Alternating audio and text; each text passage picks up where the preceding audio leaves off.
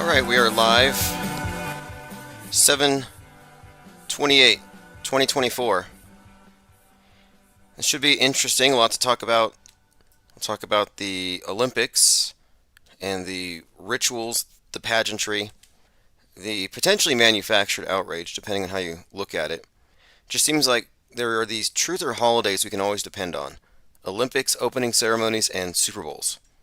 And these usually interpreted as prophetic events, and it's because they are. So, like it or not, the truthers have a point. So we'll talk about that. And first thing, though, I want to go over some of the comments. I want to see what kind of responses we have so far on the Bonversations episode 51, my fourth appearance with JLB. We streamed part 1, and it looks like it got about 530 some hits, so I want to go through some of these comments, among other things. And I'm also interested in what you all in the chat have to say about it, and some of you caught the second half. Do you think, says great show, JLB IPS. Nicotrama says, grateful to Upside Down Guy for buying me a membership so I can view this. Oh yeah, this is, I think this is part 1, yes. I made part 2 available behind the paywall. And Upside Down Guy did indeed buy some memberships. Infinite Plane Radio. Sam. Hey, what's up? Is this John the Plumber? What's up, brother? John the Plumber. Yep. Okay, awesome. Thank you for calling. What is your take on the Olympics? Are you watching it? No, but I did catch your show with John LeBon, and that was really good, man. I loved it. Did you catch part 2?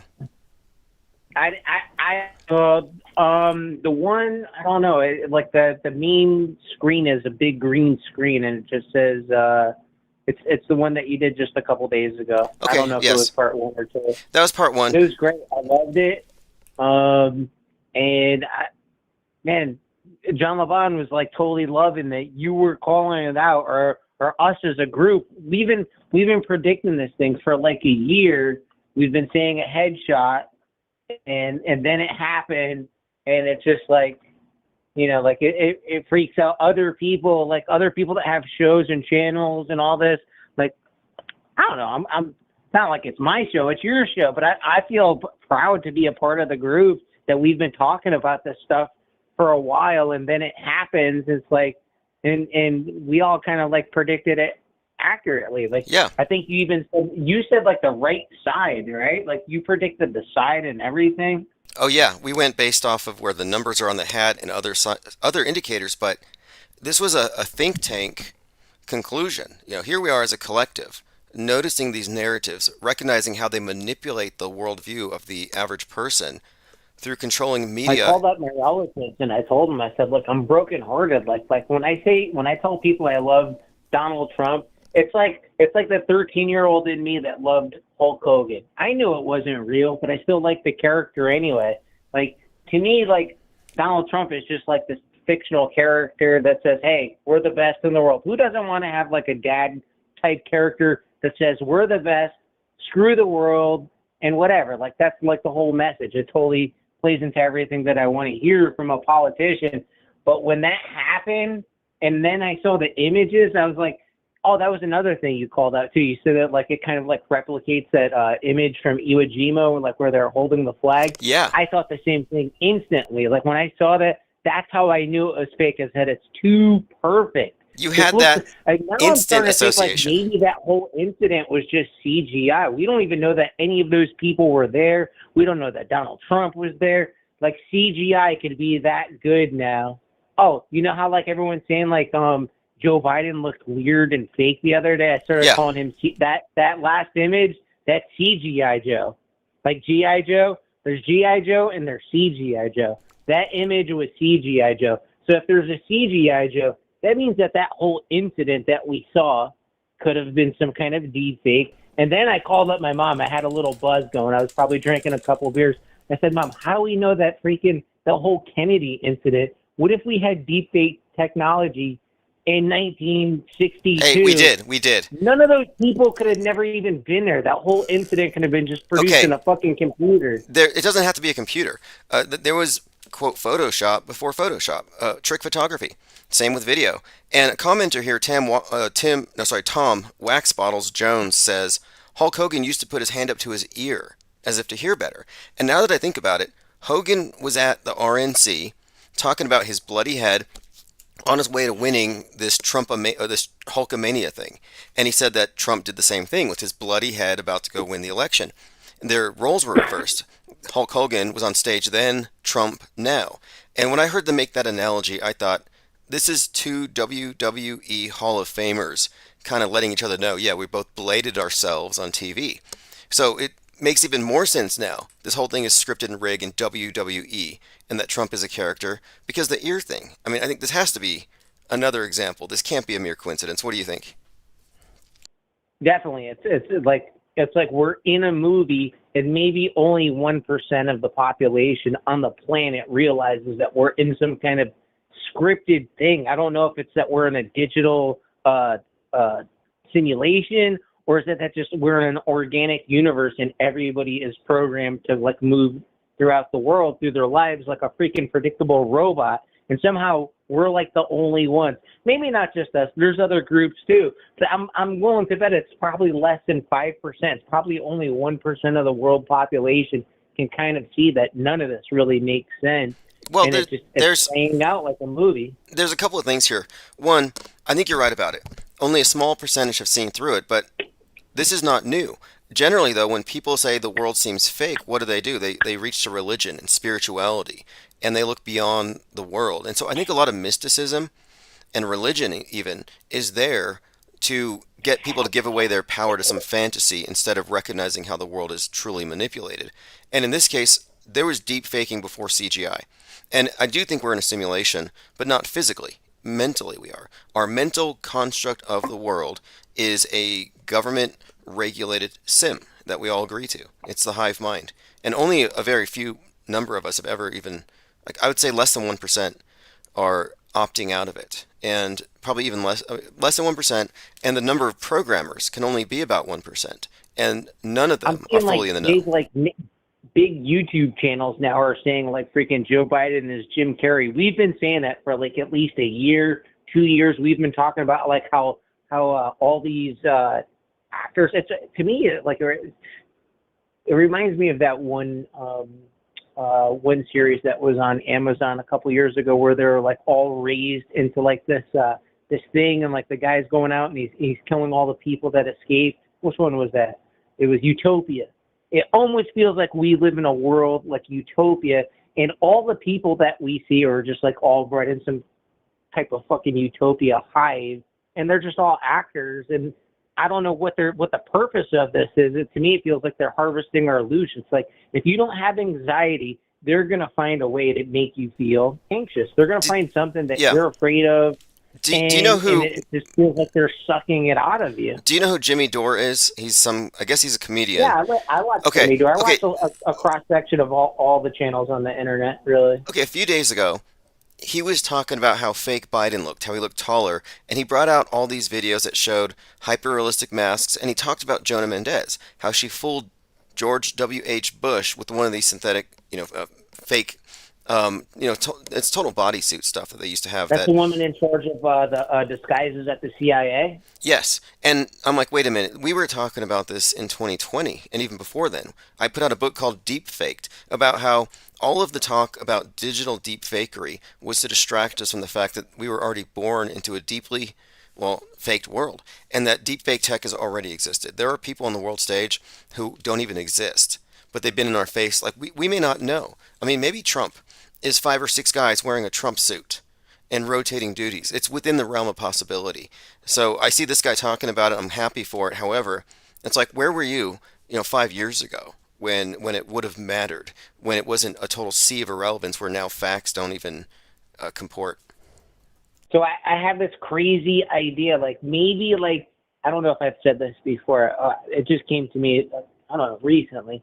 Maybe it's almost like every, I don't know, 20 to 30 years, the world's biggest industries get to run the world. So maybe like in the 1800s, it was like the railroad. They were like, they owned all the politicians, so on and so forth. And then for a time, maybe it was like big oil, big energy, maybe big Hollywood. Like these are all different eras, you know? Well, who's running the world now? Which industry is in charge of the world now? Is it like big internet? I got it. It's big mind control, because Big religion, mind control. yeah, and big mind control has as a subset Well, it's, government. So oh, I had this government, idea. It's like in the go, 80s, wrestling was the biggest thing in the world. In 1984, wrestling had like gone 10x. It sounds silly, right? Like, why would somebody let freaking Vince McMahon run the world? He doesn't run the world, but he like came up with like a thing that like the people that were in charge of the world, they said, we need to copy this shit. So that was my final point, is that not that Vince McMahon runs the world, is that like he came up with a formula that the whole world fucking adopted. There's probably like different iterations before, I get but you. we've been living under Okay, World War WWF since like 1985. yeah, he's the guy who is tasked, or perhaps he was the right person, to bring bread and circuses to the billions in a very standardized way for consistent and ubiquitous messaging. Because the TV is the state church, and wrestling is a huge part of it, as are all sports. And WWE is huge for predictive programming. Hulk Hogan, the ear thing, the 9/11 Twin Towers coming down stuff, and now, he even seems to be the You know how embod. like Stanley Kubrick was like the big director of film, right? A lot of people Right. don't realize that there's a difference between videotape and film. Film has to be, or at least it used to have to be processed. And there was a time like maybe like when like a tenth or a quarter of the budget of a movie was just spent on film and processing the film. But video has been an instant image since like the 1950s. So if there's a Stanley Kubrick and his half of the freaking, his responsibility was like, painting a picture through film to help guide us through this last century or whatever, or kind of do the predictive program. Maybe like the McMahons were like they were like on the video end of something that just like went viral through multiple generations of young men to go out and spend money on action figures and all this stupid shit Yeah, and all these narratives. good point. We talk about meta scripters, directors. Well, there have to be He's a meta scripter. He's ahead business of his time. mandates. There are He's a cult meta leaders. scripter ahead of Yes, his time, for sure. absolutely, definitely. Basically, I think one of the clearest examples of this too, about how And entertainment Hulk is Hogan, part of not government. Hulk Hogan, but Hulk Hogan and Donald Trump were both in WWE. Now, like, I was a young man at that time. I wasn't watching wrestling anymore in the early 2000s. In the 90s, I was watching wrestling. In the 80s, I was watching. But I remember, like, coming home from work and turning on TV at, like, 22 years old, and, like, Donald Trump would be getting hit in the head with a chair. I'm like, oh, I remember this guy. So like he had been on TV forever. He had been like some kind of TV personality, but he's probably buddies and some kind of circle jerk with the McMahons. Yeah, it's called the Illuminati. Anyway, hey, John the Plumber, good to hear from you again, and I appreciate your Love you, brother. insights. Take care, man. Thank you. Have a great day. All right, that was John the Plumber, and his comment was that the JLB Hour 1 was excellent, and I agree. Great talk. We covered a lot of very important points, and let's go over a few more of these comments. Shout out to Symbia, gifted 5 memberships, so 5 blue wrenches have been dispensed. Mizell, Haystack Sniper, D. Brooks, and Joanne Cat have all received Blue Wrench Lodge memberships, which means you can go to the main channel and watch part 2. And part 2 is actually longer than part 1. Okay, so let's see here. Comment Symbia says JLB's commercials are hilarious. Yeah, you have to listen to JLB's commercials. There's a lot of them. Solid chat. 2 white pill dispensers, says Baja Pickleball. which is true. We do have a wide array of white pills, but we don't dispense them. You can walk up like a baby bird, beak open, and I'm not going to drop a white pill in there. You have to do it volitionally. You have to self deprogram. There's no other way. We can leave them on the ground like breadcrumbs. So you follow the white pills, lose all your fear, then you go to the edge of the world, and out there is just a raft, which is where we are. The raft is the separate body of media outside of the mainstream and alternative, and it represents a parallel body, but this is skeptical media. This is media deconstructionism, as well as psyop-aware media. If you're not psyop-aware, you're programmed. It's actually that simple. If you don't account for special effects on the news, then you don't know how the news actually works. A Newful says that ad of radiating the baby is so funny, truthers would be in shock. Yeah, you'll have to ask JLB what his thing is with ultrasound. It's potentially a major controversy and betrayal of mankind, or it might be nothing. Symbia says, great conversation as always, Tim and JLB. Mind aids inoculation at its finest. Yeah, we do cure mind aids. And if you have it, no shame, the government gave it to you, but it's curable. And mind aid simply means that your face is so close to the ubiquitous screen that you no longer question it. You just accept it as sensory data. Oh, I see it, therefore it's real. Like see-say, like hearsay. I heard it, therefore it's real. And reality doesn't work that way. It's not that simple. And so what I recommend is socially distance yourself from the screen, get back at least 6 feet, and then consider it as a filter, an optional perspective, but it should never weigh heavier in your mind than what is outside the screen. And once you become the arbiter of what you believe, it's quite easy. Then you don't just passively accept every mind virus Big Brother sends your way. You're inoculated. And again, the people who have their faces pressed up against the screen are infected. So here's Hulk Hogan holding his ear. And just to reiterate, at the RNC speech, not only did he invoke the Illuminati playing card, enough is enough, the sniper card, but he alluded to Hulkamania, and he compared this Trumpomania to Hulkamania. And he said, I remember looking down at Donald, and I had blood running down my face, and then I marched on to victory.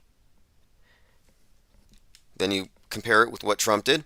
He's up there bleeding from his face, and Hulk Hogan's looking up the TV, watching Trump on his way to victory. But it goes deeper than just this parallel circumstance with the bloody head. They're both WWE Hall of Famers, which means both of them are very well appraised of the role that blading plays in the special effects on the World Wrestling ring, which is essentially a tiny razor you use to give yourself a little cut so you can theatrically bleed. And Hogan would bleed on the top of his head, and it would mix with his sweat, and his face would be bloody. Trump bladed his ear. It wasn't an AR-15. God didn't spare him and then let the bullet kill a fireman. No, it was actually a blade, and it was a self-inflicted wound.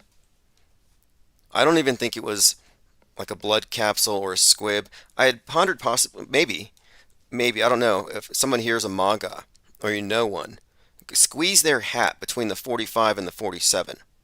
And see if it's like a ketchup package. You squeeze it and it squirts out ketchup. See if it squibs, as in if it's a blood packet. Because I think the MAGA hats have blood packets built in there. Because when he put his hand up to his head, he might have squeezed that. It's either that or blading, take your pick. But we know he wasn't shot. And that's become a point of contention here recently. Like, the media is completely moved past that. In fact, Donald Trump Jr. was pissed. He's searching for assassination on Google. He's searching Trump assassination. And you know how it gives you a list of commonly searched phrases. Apparently, people have searched for every president being assassinated except for Trump. Like, Google has scrubbed the results. And this is probably not a coincidence. And then you have this. This is from Futurism. J.D. Vance couch searches outpace Trump shooting queries. So more people are looking up J.D. Vance and his couch than the Trump shooting. You see how fast it is? It's only been a couple of weeks, And Trump's assassination attempt has already been drowned in the sea of irrelevance, lost in between the couch cushions of history. Like nobody cares anymore because J.D. Vance had a love affair with a couch when he was in college and wrote about it in a book. And then they pulled the page out and republished it. Then it went viral. Then you found out that it was fake, but now nobody cares that it was fake. Because in this realm, belief makes it real, at least in the simulation people live within, like moon landings. So yeah, J.D. Vance and couches, man walking on the moon, equally true propositions. All right, let's see who has rolled up here in the chat. We're here on Sunday. We missed yesterday, but that's because we are working on lots of projects behind the scenes. We're preparing for AH 2024, the planet killer asteroid. And I'll give you ample warning before it hits. Joined by Tom Wax Bottles Jones, Smarty Pants, Northern Girl, 737, Napoleon Wilson. What shall we learn today, Tim? Well, there's quite a lot, especially with the Olympic stuff. In fact, the other day we were talking about the symbolism of Lady Gaga and pink, and the Statue of Liberty, all bruised up with the broken crown, and the ISS behind it. And I had mentioned how the pink symbolizes Babylon in the Babylon Beast pair that were shown in so many different ways, like Barbie and Oppenheimer, the bomb being the beast. So I thought there's got to be some nuke reference in here somewhere. Well, it turns out the broken down Statue of Liberty is from Planet of the Apes, which we had just talked about the day before. And in Planet of the Apes, the world's destroyed by nuclear bombs, atomic bombs, mutual assured destruction, and the apes worship a missile. They worship the bomb. So we made some solid connections, which we'll talk about. Joined by Oswaldo, Flozik, Ollie Goering, Clockwork 113.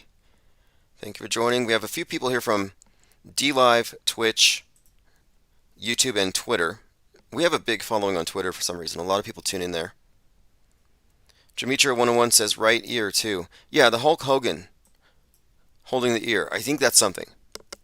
And I think it wasn't. And look, this wasn't like at the last minute they said, let's not do the eye shot. Let's just do the ear. The eye's too complicated. No, it doesn't work that way. There's ample predictive programming, including in something called Ugly Humans, where a politician gets the ear shot off. I mean, the ear was the target.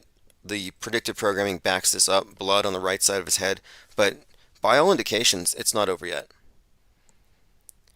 Peter Territory says there's body cam footage of the shooter dead on the roof. Yeah, it's all fake. Special effects. Just for future reference, all second shooter narratives, from Littleton to Sandy Hook to, back to JFK and Oswald, second shooter narratives are all fake. All the patsy stories are fake. These are planted stories to create this false perception that it's either real, as the news reports, or real, as the conspiracy theorists report. And the conspiracy theorists say, oh, look at the water tower. They will agree that it happened, but they'll disagree with the mainstream interpretation. But none of them dispute the central facts that, blood was spilled. And what I'm pointing out here is that nobody died. It was a simulation. It was a magic trick. Everything they can fake in the movies, they can fake on the news. That's a simple axiom, rule of thumb. What you saw was released so that you would cement it in your mind that somebody actually shot at the former president. Truthers are not allowed to go outside of this box. It's called Trutherville. And in Trutherville, you have false flags and patsies. And you have stand-down orders by the deep state because it was meant to happen and Trump got lucky because he was shielded by the armor of God. And all these other stories. And they just happened to pose like the Marine War Memorial. They just happened to pose like Braveheart. In fact, some have compared the raised fist to the Statue of Liberty. I'll show you that in a minute as well. Diana South says, Johnny Circucci used to break down Jimmy Dore. Yeah, I spoke with Johnny Circucci once, and then he decided that I was a Jesuit. And now he's afraid of me. Okay, continuing. Lots of new wrenches in here. Diana South said, how old is John the plumber? I don't know, but he's a long-time caller. He's been calling since at least 20, I think 19, 2020, maybe before that, when we started talking about mud flood. And I think I was actually asking for people with experience in architecture or plumbing or anything where they might know something to add to the conversation. Mango Penguin says, "Thanks for making my Sunday feel like yesterday, Tim." We says, "Good day to you all. Nice to see you. Thank you for joining." And phones are open, 505 510 4226. And I had a scared truther tell me that 4226 is too close to 666, so he won't be dialing it. And I'm like, how'd you arrive at that? How is 4,226 the number of the beast? Well, apparently, and you have to decode it, and I'm not a Christian Kabbalist, Dramaturgician, or whatever they are, but you add 4 and 2, you get 6, and then the 2-6 is actually a secret code for 2 6s, so there you get your 3 6s. But you're not dialing the 3 6s in a sequence, so I don't think you're going to curse yourself by calling me, but that's okay. Smarty Pants says, "Who is in the WWE new? Oh yeah, the New World Order group. That's right. They were doing New World Order propaganda a long time ago. We'll have to look into that." Buzzy says, "Lots of chemtrails today. I wish they would stop. I'm tired of this unusually high humidity." Now, is that a chemical reaction in the sky? I heard from Crow 77777 that if you're afflicted with chemtrails, you can boil vinegar, and it'll get rid of your chemtrail lung, and it'll clear the sky, so the skies above your house will turn blue. No way it's faulty causality. No way he could be fooling himself. I'm 100% sure it happens that way. You boil vinegar, and the sky turns blue, because that makes a lot of sense. Unfortunately, you cannot debate or challenge people who make these absurd claims, because they're always paywalled.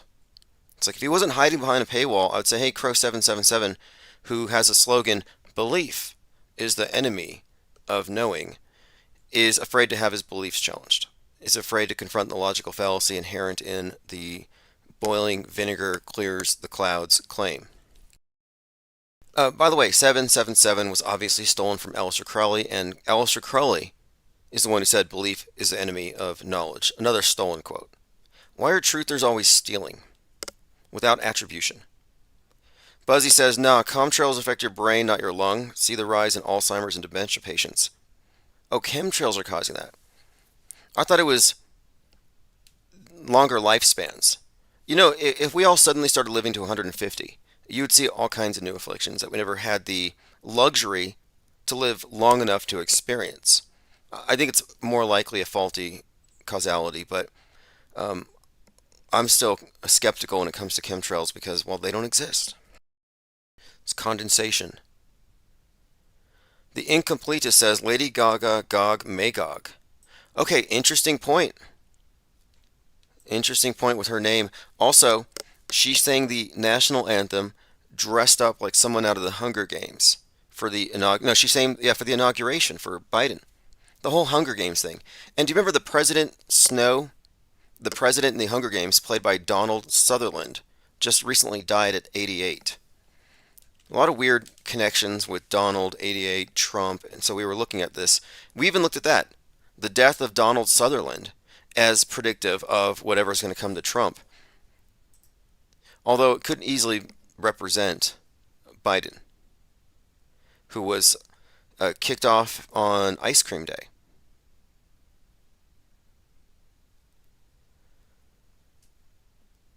King Ravana says, "Copperfield Statue of Liberty disappearing perspectives."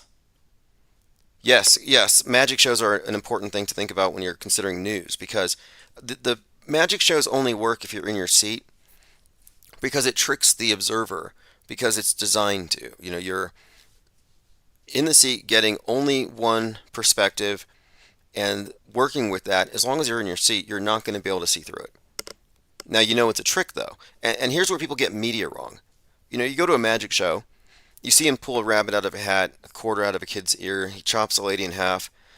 You don't know how he did these tricks because it's tricky, but you know that these are tricks. You don't think, well, I can't figure out how he did the rabbit thing, so I'm just going to default to he did magic. Every trick I can't figure out is therefore magic. No, nobody thinks like that. Maybe if you're a kid, but when it comes to TV and TV special effects, people think, well, it looks so real, it must be real. Yeah, Trump's ear pierced by an AR-15 looked real from here, from my seat, on my recliner, looking at the screen. Man walking on the moon, on the screen from right here in my seat, looks real. Therefore, it must be real. No, these are all tricks. You have to get on the stage, look backstage, see the wires, see the harnesses, in order to figure out how this all works. The fake blood, the acting coaches. Imagine the exasperated crisis acting coaches. They have the worst talent. Scraped from the bottom of wherever. They're not coming from Hollywood. Like they couldn't make it in Hollywood to become crisis actors or something. Symbia says, put on the mask of God, fight the chemtrail lung. Yeah, like, exactly. Fight chemtrail lung. You think more truthers would be dying from it. This is how I used to be very naive about this stuff. For real, I was listening to Richie from Boston in my early days of going online and researching this stuff, and I heard him. I'm like, this guy's voice is pretty gruff. Like this guy's been just talking and talking so much that now he's got this like heavy truther vocal fry, and I literally thought it was from chemtrails because I'd always see him driving around with these anecdotes about how he's driving across the country in his Jeep, looking at chemtrails. He'd always have these stories about how I'm at this truck stop in the bathroom and I'm telling this guy about chemtrails. And I'm like, this guy is just out there doing the work. And I thought his voice was devastated by inhaling chemtrails for so long. Later, I realized that he was a habitual vapor. And, probably vaping with the windows up. I mean, what's more likely? That Richie from Boston has vocal fry from chemtrails or from vaping?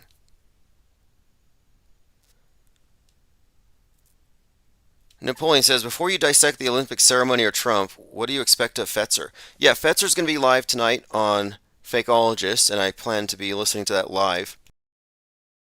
And that's because Jim Fetzer has debunked the moon landing better than anybody. He's debunked Sandy Hook better than anybody. He's done some incredible work. However, he still has one foot in the box, and I don't know if he's a gatekeeper or if he's insulated and is just keeping bad company. Because he thinks the space station is real, or at least he never questioned it. And I thought, wait, these guys just conned the world with the moon landings, and now you're just giving them a pass on the space station, which is even more magnificent and unbelievable than the moon landings.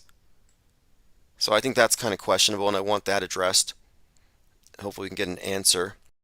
Like maybe he never really looked into it. And if he took the same approach to critically examining the space station that he did the moon, he could write a whole other book on it. And my question is he allowed to? Is he allowed to talk about it, or is he a gatekeeper? And I'm very interested to find out. When I hear some, like these, like Wolfgang Helbig, big time Sandy Hook skeptic, got into a lot of trouble for it. Then someone asks him about Parkland, and he's like, oh, that was real. It's like you can't just, unless you have the wrong operating system, you can't just assume the next one is real or fake once you've figured out what the media actually is.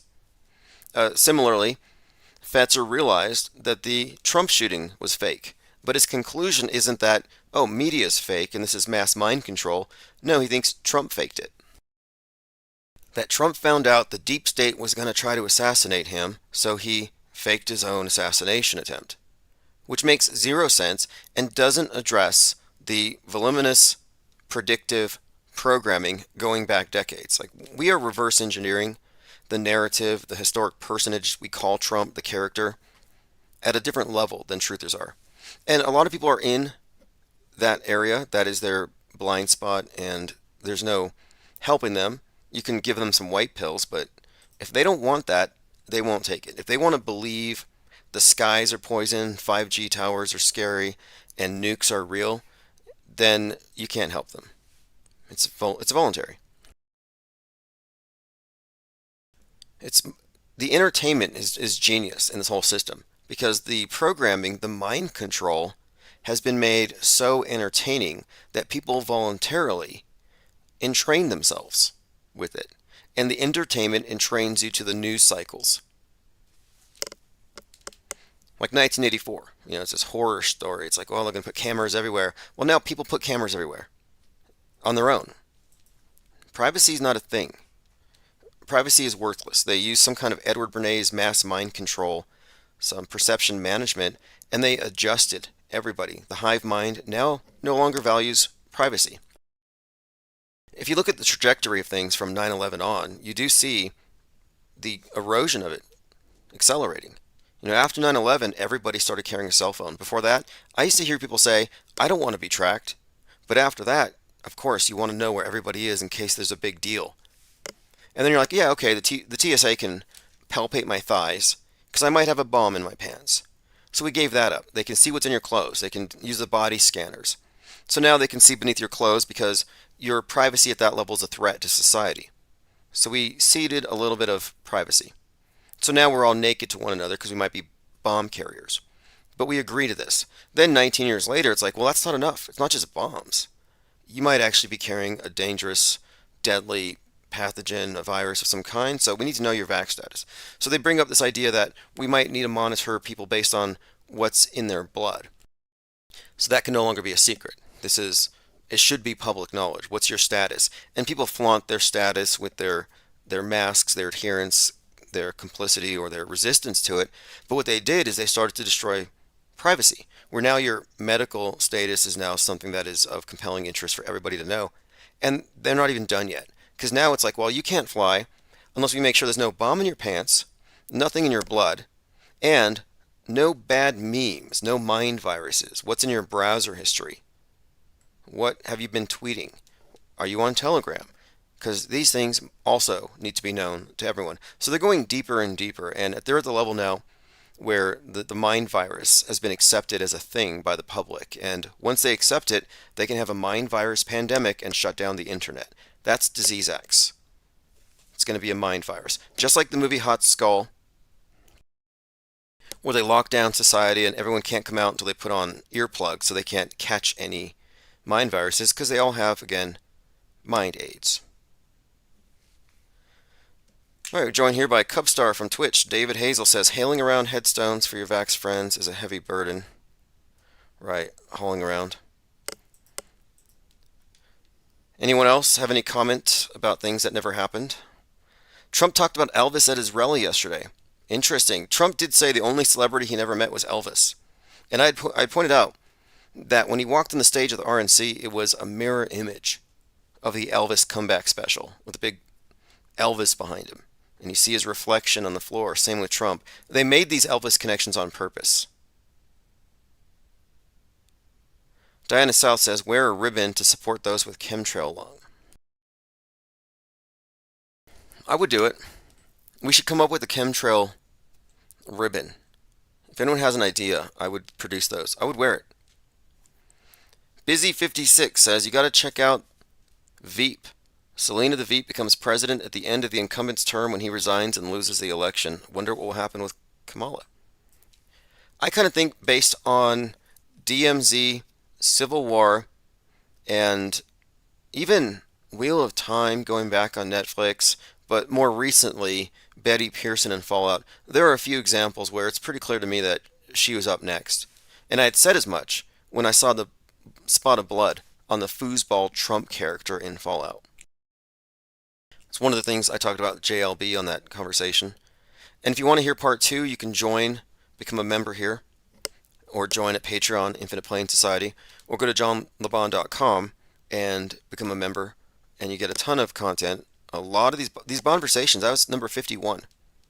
You're talking more than 100 hours of very polished content. Also, JLB deserves credit for the work he puts into his podcast, because he's not doing these live, but these are pre-recorded, and he does put in his commercials and everything else. So it's a great product. If you haven't been to jlb.com, it is cutting edge. And what we talked about was I don't know if it's a disagreement, but we're both looking at the same information, but our conclusions are not the same. Not entirely. There may be some overlap, but what we bring forth is entirely new. Synchromysticism has been around for a long time. It has been the default explanation for truthers who know that these can't be coincidences between media and entertainment. You can't call these coincidences. But there is no explanation, so people jump into something else. And I started to say that this something else is no longer a valid explanation. let's just assume that this is some kind of man cause, that human agency is at work here, and work off that premise. Because if you jump to the divine fallacy, you potentially hit a blind spot and you might miss something.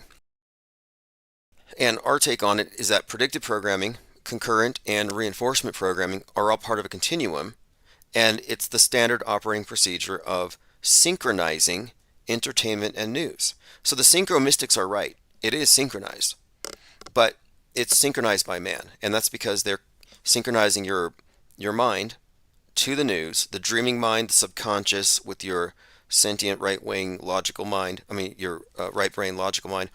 And I think this is what the 2001 represents in Space Odyssey, this Kubrick symbol of the monolith. It's the movie screen.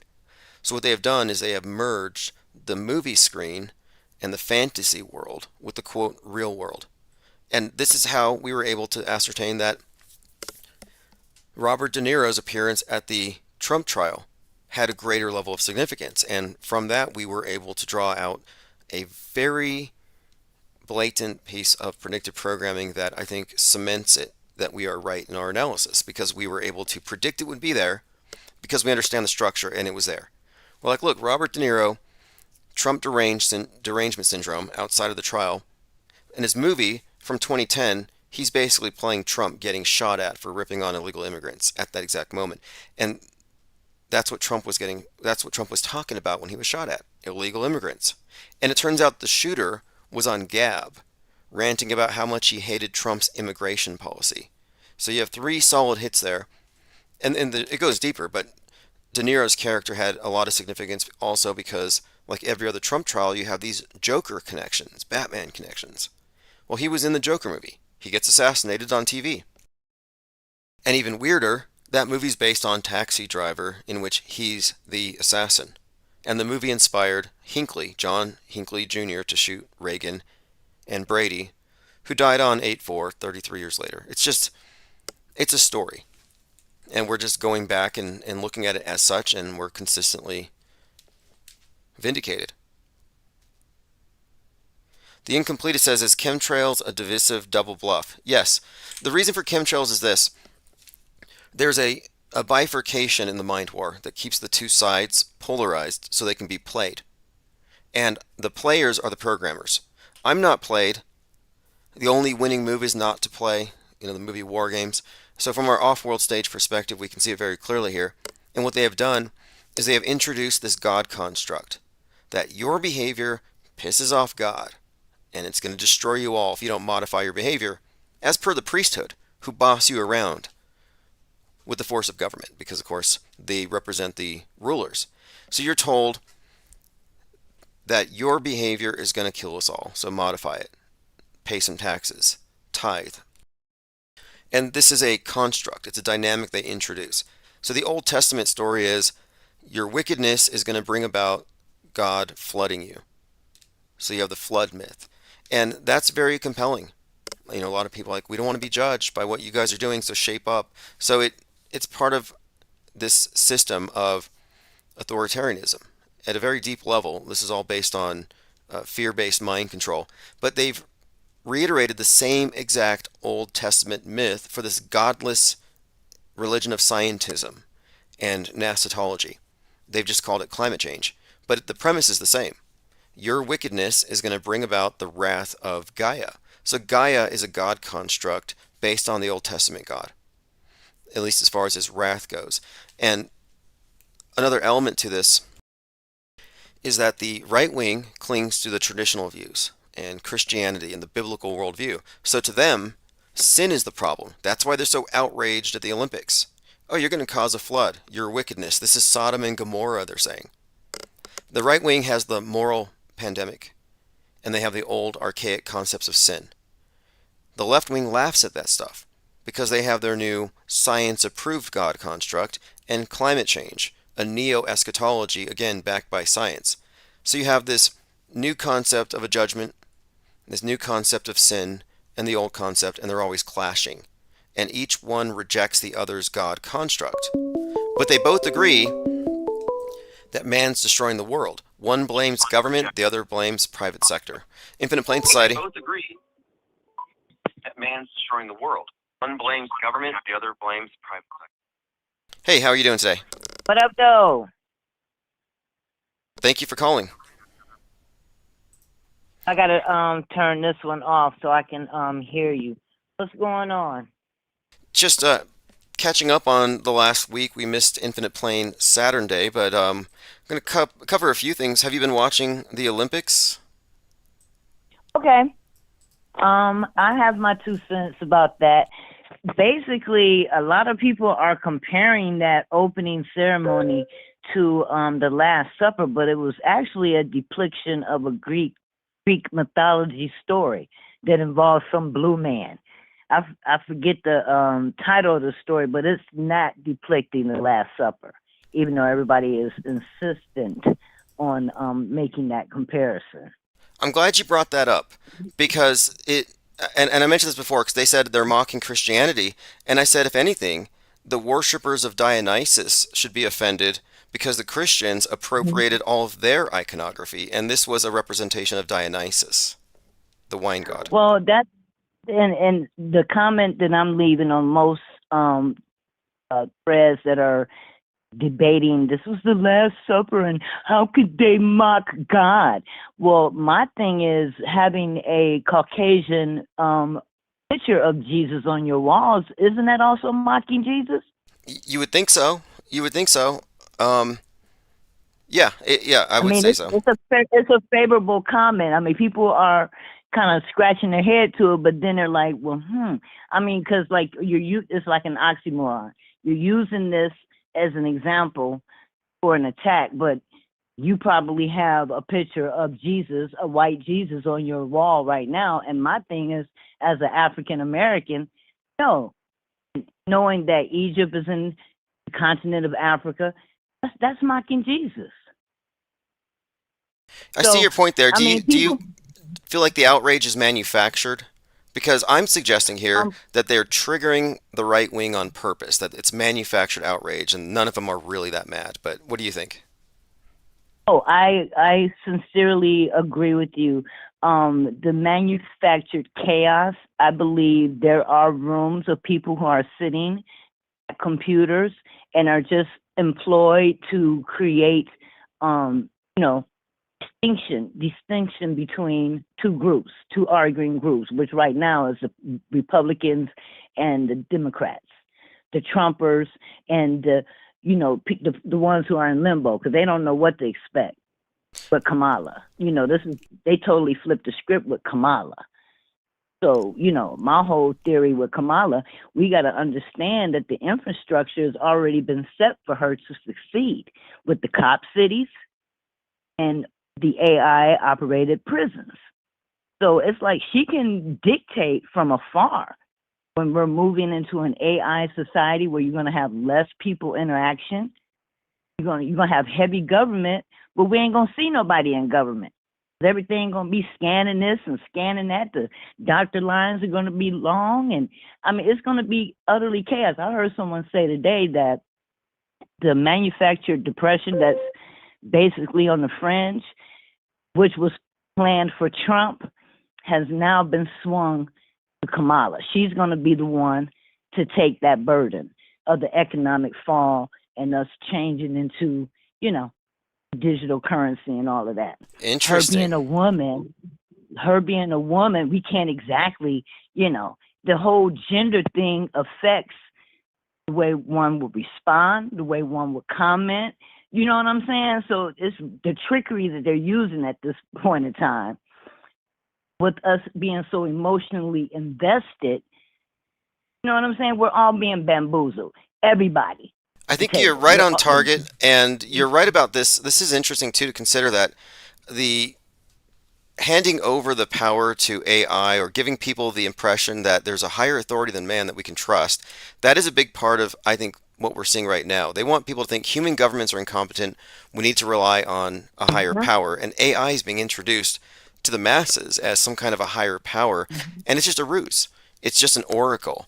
It's a way for the man to hide behind the curtain and pretend like they have a higher, better source of info. And I think it's an obvious ruse. But yeah, they've been selling us on this for some time. Oh yeah, and I'm just want to let you know I'm a huge fan, and keep what you're doing.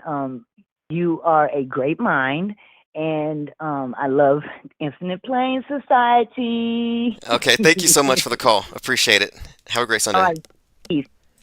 All right, thank you very much for the call. First time caller, I think.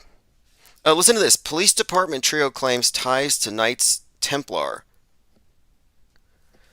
arrested in California. The members of a Masonic fraternal police department, one on an aide to a state attorney general Kamala Harris, faced charges of impersonating a police force. So this is a story where these three police officers were arrested, and it has to do with something like they were claiming to be affiliated to the Knights Templar. And it says here, they claim to have existed for more than 3,000 years, and the force claims jurisdiction in 33 states and Mexico. But its efforts to work with Southern California police led the LA County Sheriff's Department to investigate its members. So this is a story from a few years ago, 2015, but it is about this Masonic fraternal police department that claimed some kind of jurisdiction over these wide areas, and they were in fact acting as a quote clandestine police agency. It says here, the Masons of California claim they're not affiliated with it. Most of their websites were password protected. All 33 states, police reports, and the others identify an address in the Beverly Hills as a location for the department. I'm just pointing this out, that this was a Knights Templar connected Masonic police order, and one of Kamala Harris's aides was connected to it at the time. So kind of a tangent, but when we look into this character, this scripted character, that is something to consider. Olympics open ceremony, Last Supper controversy. There's Dionysus who arrives on this table, but he is there because he's god of celebration in Greek mythology. So I do think if anyone should be offended by cultural appropriation, it's not the Christians, it's the Dionysians. So if you're a worshiper of any of these old wine gods, Oh, listen to this. City of No Nights. Olympics host Paris deals with report of massive power outage. A blackout. As someone in the comments here had mentioned, that it's like Mountain Dew. Pitch black. And we were just talking about Mountain Dew cans. Ever since last year. Last year we had Lahaina. And there was the Mountain Dew Maui Blast. And people said Dew is direct energy weapon. And the Maui Blast was a reference to what happened in Maui. Now here we are 1 year later, and you have Jasper out in Canada that is being compared to Maui. So we'll get into that. A couple of things I want to get into the Mountain Dew. J.D. Vance comments about Diet Mountain Dew and racism going viral, and now it's a meme. So Vance made some comment about Mountain Dew and about how the libs might deem it racist someday. An ironic statement, trying to be funny. But it made Mountain Dew kind of stand out. And we've been talking about this ever since, again, Lahaina. Well, here are some other Mountain Dews to look at, weirdly enough, as predictive programming. You had the Star Spangled Splash. So the Star Spangled Banner, a Scott Key reference, Francis Scott Key national anthem. The Francis Scott Key Bridge was hit by the cargo ship called the Dolly, and it splashed, and the bridge falls into the water. This also connects to the Golden Gate Bridge, which has a Francis Scott Key monument, which was recently overtaken and replaced by a 1619 Project BLM monument. And the reason why this is significant is that these all connect to Leave the World Behind. So the movie Leave the World Behind contains a lot of messaging. It's a higher ground Obama production. So we were looking at this as what kind of messaging does it contain? And it references the 1619 Project. Again, these are all things we've been looking at. There's a couple of other things here I want to also point out. There was another Mountain Dew can called Fusion. Freezing Fusion. So what does fusion have to do with this? Well, I see it as referring to Oppenheimer. Fusion is the H-bomb. The bigger, more powerful aftermath of Oppenheimer's actions, the one that he wasn't in control of. So that the thermonuclear weapon. So there's another reference, and we were saying, is there a thermonuclear weapon in this metascript, in this story with the Paris Olympics? Well, here you have the Statue of Liberty.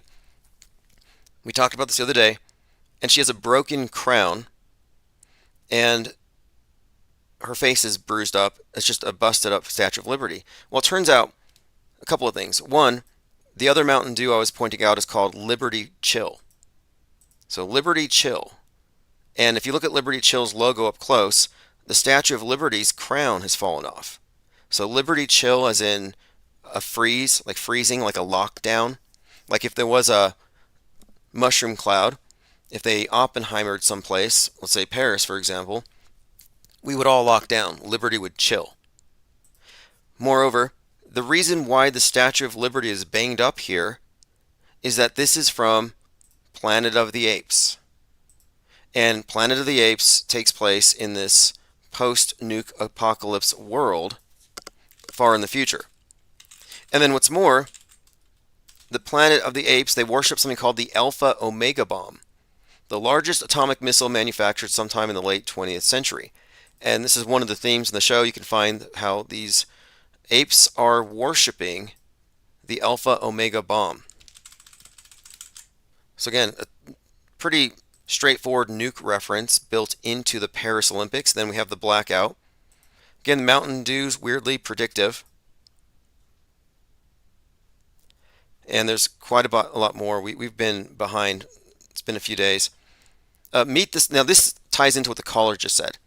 The Corbett report put this out. Meet the Sentient World Simulation, how the government predicts the future. So I don't think he has it right 100%, but there is something in this article worth considering. And this was shared by Lloyd Miller in Gilded. Meet the Sentient World Simulation. The Sentient World Simulation is a U.S.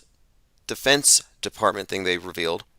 And it's a real-time model of the Earth and every person on it.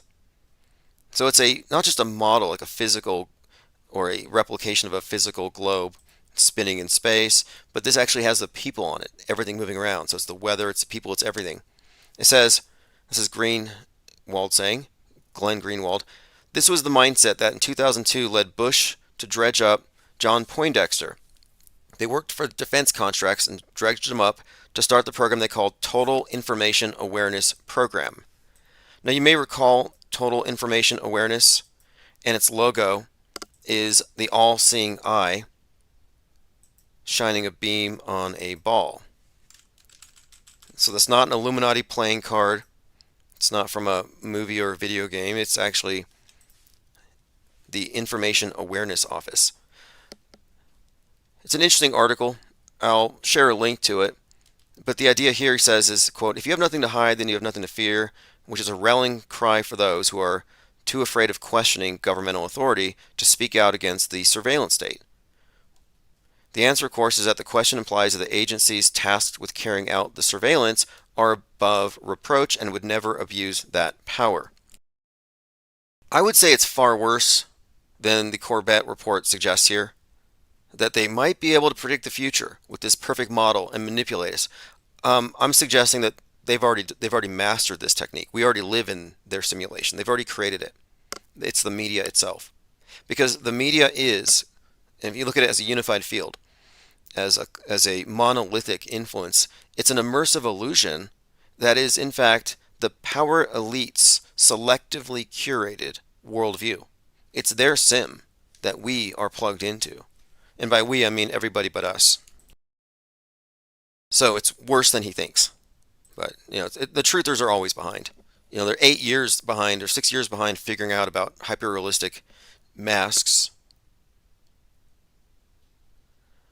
Meet Doug Mills, the New York Times photographer that Trump calls a genius. So they knew each other. The photographer who photographed the bullet whizzing by Trump's ear was someone Trump knew. And we've been talking about him because he also photographed the Secret Service agent whispering in George Bush's ear on 9/11. So 2 ear references. And the significance here, of course, or one of the significances of it is that the camera was set at 1/8,000th of a second shutter speed. So why would you be taking a photo with this shutter speed unless you wanted to capture an exploding watermelon for propaganda purposes? So many people are suggesting that this is evidence that the New York Times is complicit in the attempted assassination. But it's far worse than that, or better, depending how you look at it. Yeah, they're complicit, but they're part of the production of the hoax. And this is similar to the other photographer we talk about, Richard Drew, who photographed. Thank you for feeding the cracked in Ted Striker 2112. The IPS appreciates the support. Yeah, thank you for feeding the crack, Gwen, Ted Striker 2112.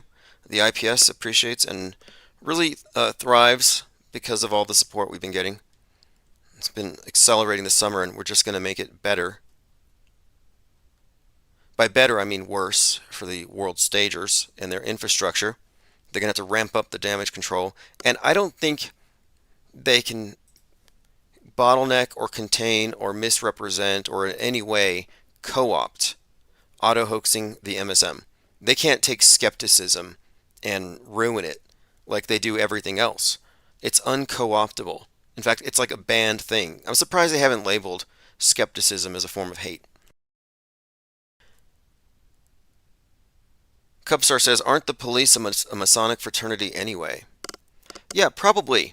You could probably look at them as the exoteric, not insiders, but that would be the recruiting ground for the insiders who get pulled up to the higher levels, higher security clearances, where you do psyops, psywar, where you find out where government and media merge for the purposes of mass crowd control, which is an ancient technology. Religion has been supplanted by media, but it's the same thing. It's not an improvement. Thank you for feeding the cracked in Symbia. The IPS appreciates the support. Yep. Thank you again, Symbia, who has also handed out 5 blue wrenches. I've used the power responsibly, and I will be uploading more and more content for the Blue Wrench Lodge members. Joined by P-Trippa103, Adaptivia. Dinah South says, chill, sounds like nuclear winter. Winter is coming. Oh yes, winter is coming. Game of Thrones. Westeros is burning because the red dragons are torching it. And then the winter arrives that they've been talking about. This long, 10,000 year winter. And I suggested that this symbolizes something because you have the ashes from Westeros burning, which symbolizes the West. America getting nuked. That's what we're waiting for. So Westeros is burning. The ashes are mixing with the snow that finally arrives. And I said, this is nuclear winter, and the red dragons probably represent China. And maybe even EMPs. But they've been putting it out there for some time. At the same time, Westworld was burning. West is a very important key term or a phrase. You'll see, it's like a meme. And they have certain ways of overlapping things. Like the Titanic is a symbol of the West. The sinking Titanic. The sinking Twin Towers. The One World Trade Tower as the Tower of Babel.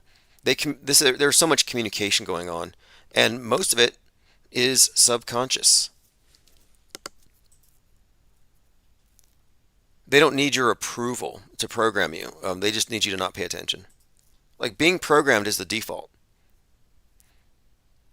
Deprogrammed Truther says, I am here. Okay, let's continue. We barely got into the notes here. We were talking about total information awareness. Okay, here's a quote by Kamala Harris. What happened to any time, any place? And this is in response to Donald Trump saying maybe he's not so keen on debating when he said he was going to do it any time, any place.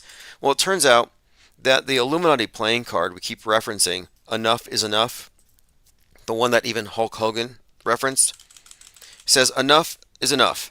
Anytime, any place. Our snipers can drop you. Have a nice day. So there she is saying, anytime, any place.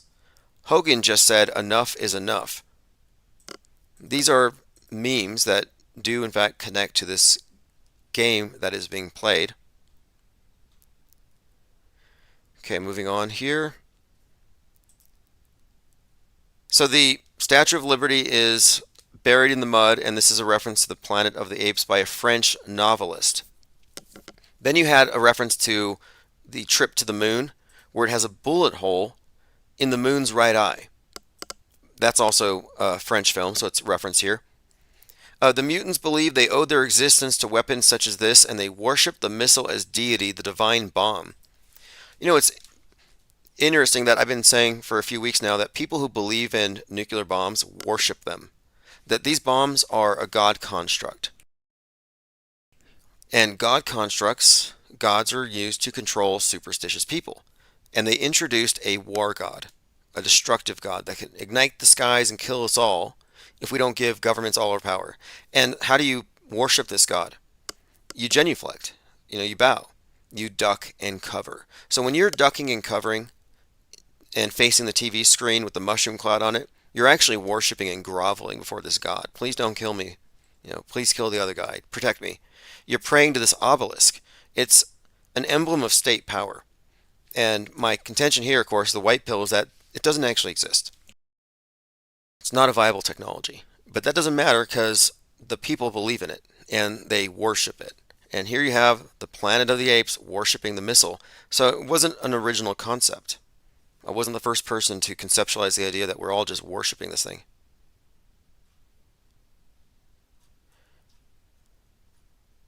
Okay, continuing.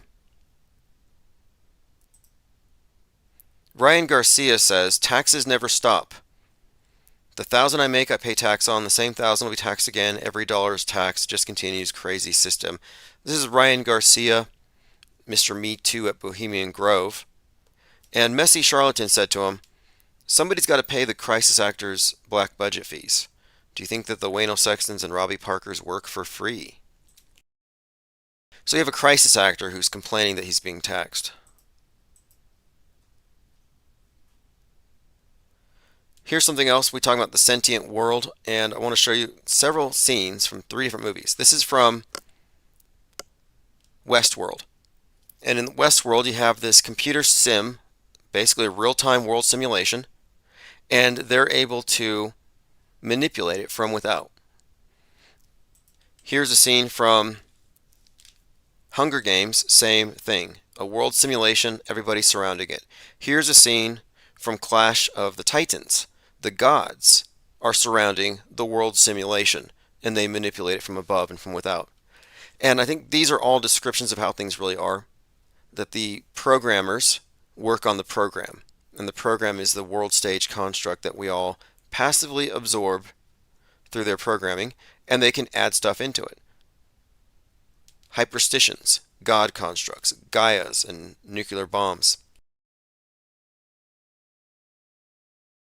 Jack Posevec says, Donald Trump stands up for Christianity, and the globalist elites are throwing the demonic in your face. Symbolic rebellion is a form of Satanism. This is from Jack Posevec. I only reference Jack Posevec because he's a huge influencer on the right, and he's the guy that started the Pizzagate psyop. Comet Pizza. And this just is something to illustrate my point, that the right wing is programming their followers to believe in literal Satan and Jesus versus Satan. Moral panic.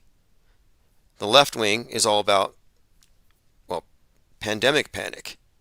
And for them, it's misinformation and hate that they're against. It's these secular counterparts to the traditional concepts of evil. It's all programming. These individuals don't believe this stuff, but they are getting people to look at this Trump shooting as God saving him. And they're buying it. They're buying into a mystified explanation of a fake news event. And apparently, he reports, the word fight is being spray painted on road signs all over western Pennsylvania by, quote, patriots. Fight. So just a heads up, there's a meme being spread, or reportedly. Okay, the opening band, a French heavy metal band, Gojira, became the first hard rock act to perform at the Olympic Games. And they played a song that was popular during the French Revolution. Gojira is another nuke reference, because that's Godzilla. Godzilla is was originally it's Gojira. And Godzilla was consciously designed to be a metaphor for the atomic bomb. So you have another nuke reference right at the opening of the Paris Olympics. And then, as someone in Discord reported, they call San Francisco the Paris of the Pacific. And the San Francisco Marathon is coming up this weekend. It's today. And so a number of people have been pointing out, keep your eyes on San Francisco as well, because the Golden Gate Bridge has been figuring prominently in a lot of the predictive programming. And there's traffic chaos, road closures. So road closures means closed movie sets. So just also, we're just keeping an eye on the big picture. Here's Paris, Trip to the Moon. Well, it's a French movie. And this is shown on the Paris Olympics opening. So you have the moon shot and the bullet in the eye. Again, this is consistent with the zeitgeist. We've been seeing a lot of this.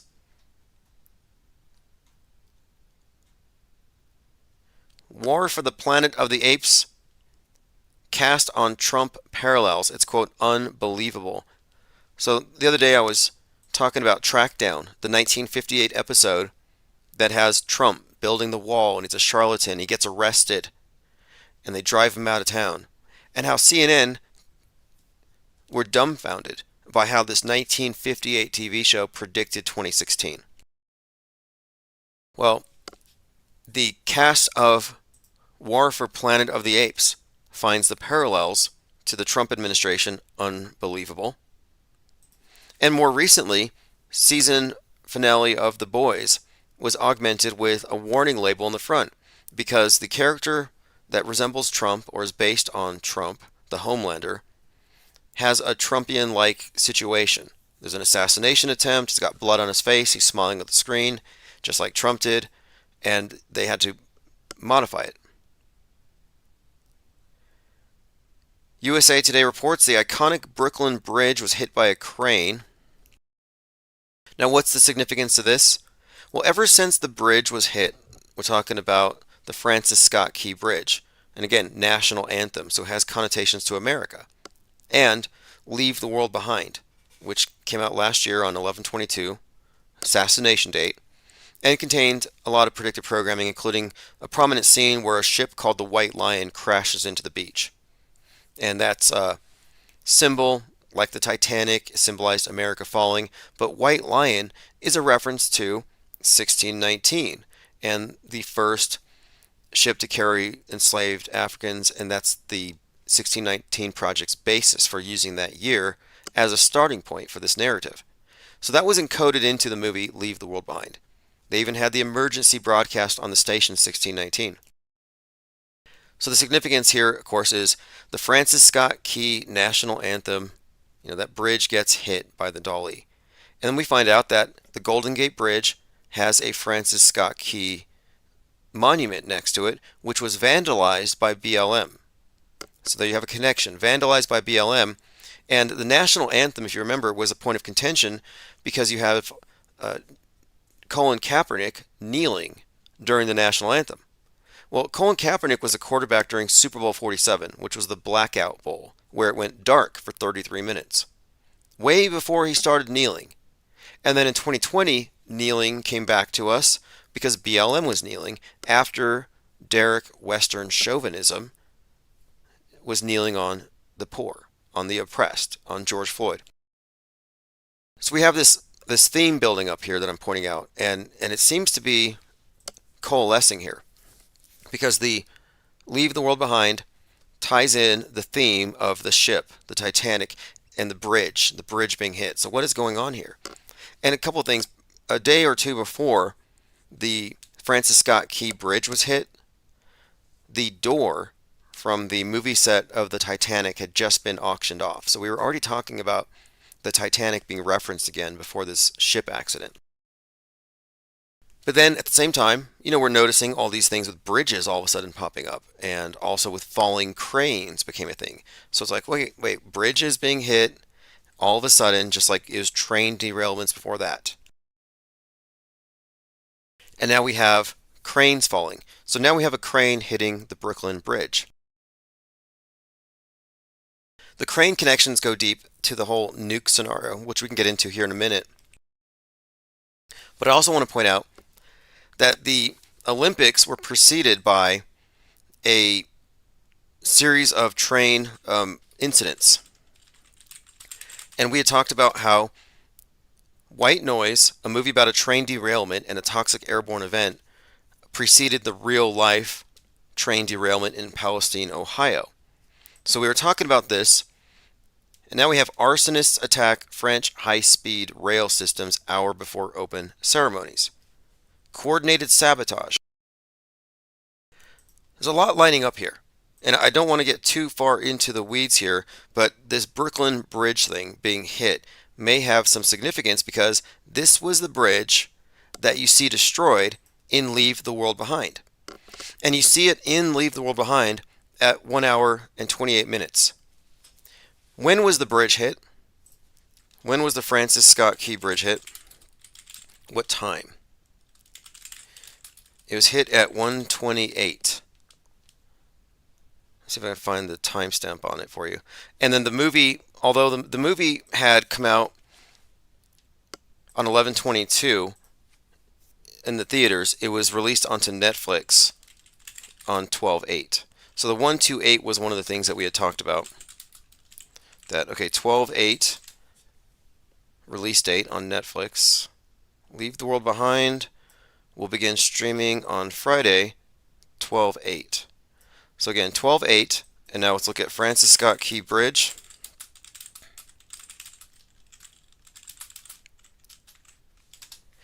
And then it gets even deeper. It's the reason I'm bringing this up. Struck at 1:28 a.m. Now in the movie Leave the World Behind, at 1 hour and 28 minutes, you see the Brooklyn Bridge burning. So again, this is all interrelated, and it seems like there may be some culmination here with this Paris thing. Again, Paris hit by a blackout. And again, the blackout reference this is a huge part of Leave the World Behind. And another thing, the reason I mentioned Super Bowl 47 and with the Kaepernick tie-in to BLM and the kneeling and all this and the 33 minutes of darkness, I also bring that up because right now we're in the presidential election to see who's going to be number 47. So I see the Super Bowl 47 and the 33 minutes of darkness to be foreshadowing for what we're about to experience now. Okay, let me run back through some comments and make sure I haven't missed anything before we proceed. Again, it's Sunday, July 28th, 2024. Lots going on. AJ206 says, just tuning in. Signed, Autohoaxology 101 received. Many thanks for the Easter egg. I've always wanted one. Thank you. Yeah, thank you for ordering. The Autohoaxology 101. We need to get 10,000 copies out there. And I will distribute them by hand if I have to. And I have some ideas on how to do this. A large part of the marketing strategy is going to involve our IPS Cyber Symposiums. So that's the next thing on the agenda here.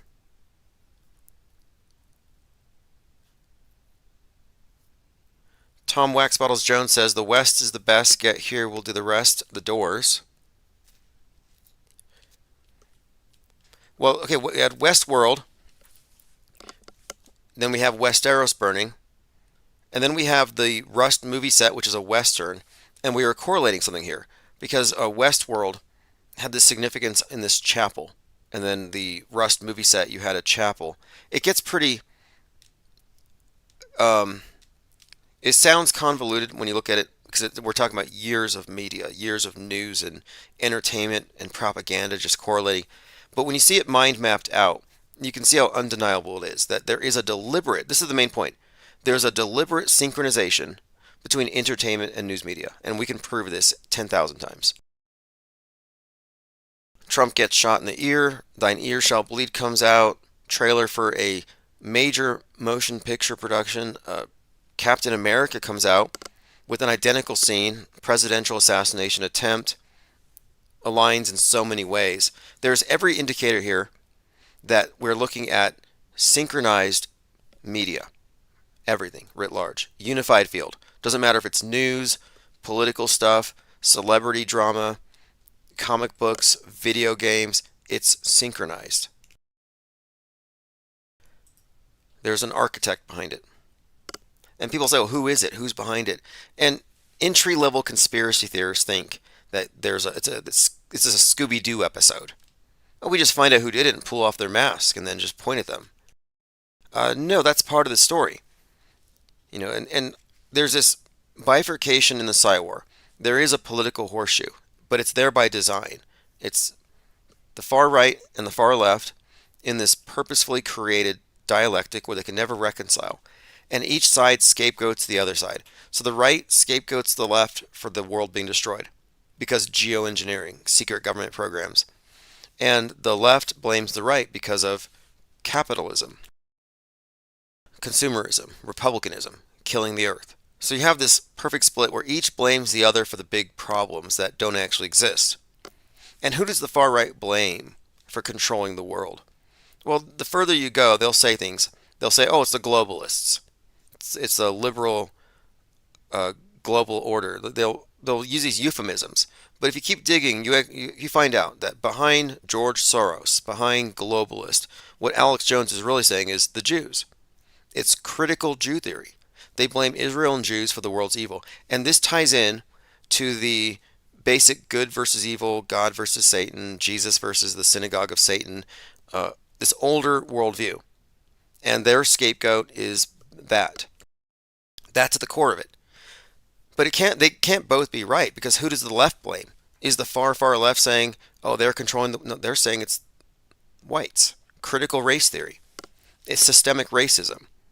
It's systemic racism, white privilege, this kind of idea that the West needs to be fundamentally changed because it's intrinsically racist in its structure. So their scapegoat is racism, and of course the benefactors of it. So you have this critical race theory versus critical Jew theory.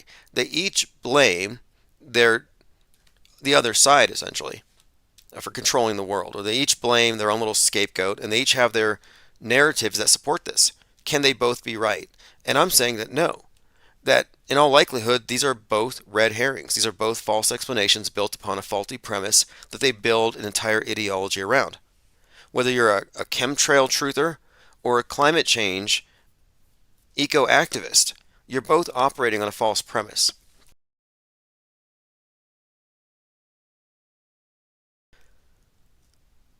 Echo Charlie says, the Secret Service is the secret societies in this recent tableau we saw 713. See Michael Hoffman's latest Substack. Brings up whiskey. Oh, okay. Does he bring up the whiskey shot glass? Yeah, Trump has a whiskey shot glass. He's a teetotaler. He doesn't drink. But he has a shot glass made with a bullet, a real bullet in the side of it. And you can go to Trump Tower at his whiskey bar, and you can get yourself a Donald Trump. See, I want the JFK edition with 3 bullets, and one of them is magical. Put a little, maybe even a red tinge on it. So look at this, Bulletproof Trump. This is not a new thing. They've been putting bullets in Trump shot glasses for some time. This is a new one, Bulletproof Trump. Now, I'm looking for the 45. Here it is, Trump 45. And this one does have a funny connection to the Elvis, bringing a Colt 45 to the White House. We've been talking about this for some time, though, that we've been prepared for this. I even think, again, the trip to the moon, which they showed on the intro to the Paris Olympics with a bullet in the eye, I think this image was put out there purposefully.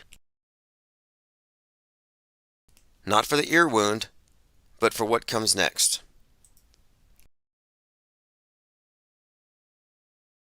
If you have a link to Michael Hoffman's Substack, if you want to post it, I definitely like Michael Hoffman's work.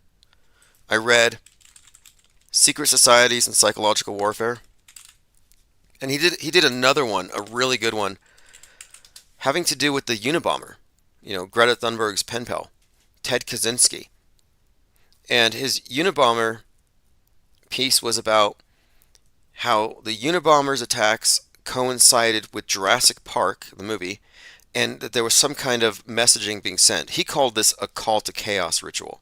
In fact, Michael Hoffman's the one who brought out the phrase revelation of the method, in which he believes that all the events on the world stage are real, and the predictive programming is there because the secret societies want to tell us what they're going to do. And that's one of the oldest explanations. Oh, why do we have predictive programming? Because the secret societies have to tell us. Well, that's a non-explanation. But here's his article, Kamala Trump and the U.S. Secret Service in the Alchemical Crucible. He predicted this on July 3rd, quote, any day now expect a headline all caps and boldface, Biden withdraws, urges support for Harris. Prediction fulfilled 18 days later. Well, I actually predicted it, in quotes, I predicted it June 15th, after looking closer at Fallout and seeing the spot of blood on the foosball character and recognizing that Betty Pearson represented Kamala Harris. So his prediction was based on what? I'm kind of curious to know. Because, again, a lot of these individuals who do this kind of research are under the misperception that these are real events. That doesn't change the fact that their work is insightful and worth studying. I don't agree with everybody's conclusions, but I do appreciate research, good research, and connections are connections, facts are facts. So I will read this and review it. I have bookmarked it. We were talking about Mountain Dew and how even Mountain Dew is used as a platform for propagating memes. What is predictive programming but propagating memes? A meme is a unit of cultural information that can be easily transmitted, it can be contagious, it can spread. It's the minimum viable product. It's a catchy jingle, it's an image, but here you have Pitch Black Mountain Dew, Maui Blast, Liberty Chill, Star Spangled Splash. I mean, this is quite a few hits, and I never drink Mountain Dew, I never pay attention to it. I walked into a Walmart, and it was like floor to ceiling boxes of Maui Blast on 8/8, the day that Lahaina had its seemingly extraordinary fires. But, that to me, that's a movie set. But left wing said, oh, it's climate change. The right wing said, nope, secret government direct energy weapons, DEWs. They did the DEW in Maui. But Maui Pitch Black. So we've been looking at these saying, okay, this is going to predict something. So we're still waiting for the fusion freeze. So we're still waiting for the hydrogen bomb, or whatever they're going to do. But Pitch Black. Lord Laney says, in the Sunny in Philadelphia episode, they have a wrestling match, overtoned by Hogan's theme song, and a crackhead named Cricket gets a head wound. Fascinating. Hogan, head wound. Now, Hulk Hogan, again, is a meme. He's a person, he's an actor, but he's a meme carrier. He's a platform for disseminating memes. And I was thinking about how in the movie Stranger Days, there's a fight scene where one of the protagonists is fighting the Demogorgon. And the Demogorgon, I believe, is, well, in the movie it's this experiment. The Russian mad scientists are genetically creating these monsters. But this Demogorgon is a metaphor. It represents the nuke, Russia's arsenal. But the guy who beat it with a big spear was wearing a Hulk Hogan shirt with a USA flag. So USA is what they were chanting after Trump got shot. Hulk Hogan is always, associated with that kind of patriotic display. So here we have it. Thank you, Lord Laney. In sunny in Philadelphia, there's a wrestling match with Hogan's theme song is playing, and a crackhead named Cricket gets a head wound. Contains all the major points. Okay, here we go. This is the picture of the Statue of Liberty. I think Synchromorpheus posted this. So if the Statue of Liberty was shot in the face and Elvis is Trump, the cop said to Sonia Massey, I'll effing shoot you in the face. Yeah, that was brutal. And I don't think it was real. Not because I can't face how bad reality is and I'm denying it, but I think it was a psyop. We didn't see anything. It's within the realm of fakeability. The characters are cartoonish. You have this person with a history of violence, bad tattoos that the ADL will probably call white nationalist. So they set it up for maximum outrage. And it might have been intentionally as well put out there to diffuse Trump's fake assassination attempt. Because the assassination attempt gave him a lot of influence. A lot of people were looking at him sympathetically. He's a legend now, but now nobody remembers because J.D. Vance was in love with his couch, and someone else got killed by the cops, and whatever else the next distraction of the day is. But this is an interesting connection. He's comparing Elvis to the Statue of Liberty. which isn't something you're going to see very often. That's why you have to listen to Infinite Plane Radio. Now, I do see it, though. I do see an Elvis-esque appearance. I think the Statue of Liberty might actually be Lucifer. The chain, the torch. But anyway, interesting symbol all around. Made of copper, which explains the green hue. And the planet, Venus is considered to be, Venus was called Lucifer. Venus is Lucifer. And the metal associated with Venus is copper. So you could make your connection, I think, Lucifer, which would connect you to Elvis. You can listen to JL26 and his whole explanation of how Elvis is the icon. You know how the caller mentioned the white Jesus. Everyone, the image of Jesus, everybody sees it, they know what it is. This is an icon, it's a symbol, it's a meme. Well, Elvis is a similar icon. And according to Jurassic Liars, Elvis has been proliferated to be the image of the Antichrist. Infinite Plane Radio. Hey, I have a quick question. Sure. Ask away. Okay, so what is like going on right now with what you guys are doing? Do you guys have a live right now? Yeah, we are live right now. Let me get the numbers. We've been talking about the Paris Olympics and their opening ceremony and the symbolism here. We got about 90 people on YouTube listening. About 90 people, and then I think another 50 or so on the audio stream. So about 90 minutes into Infinite Plane Sunday. What's on your mind? Interesting. Okay. You take conspiracies? Yeah, absolutely. Okay. Okay.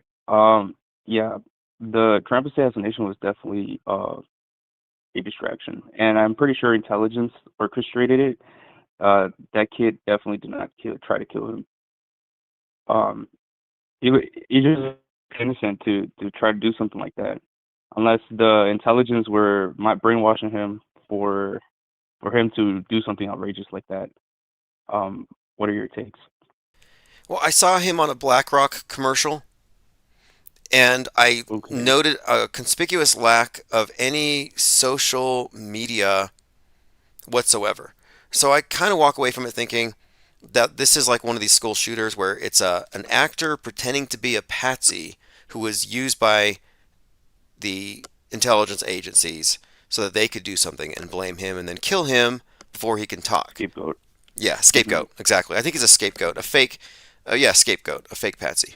Because I was a scapegoat to something that they did, and uh it was human. They were trying to frame me for human trafficking for some reason.